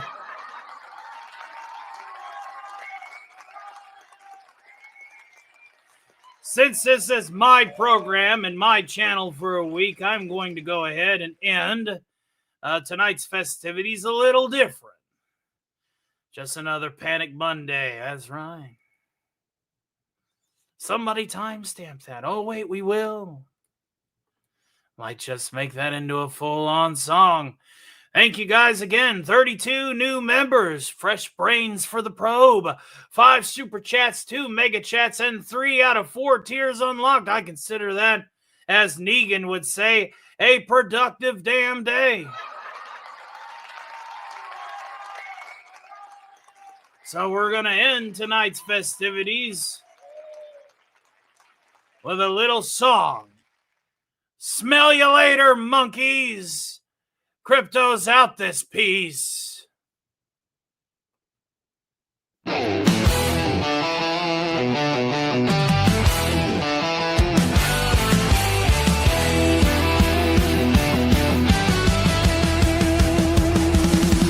Jolly brings the laughter with a smile so bright.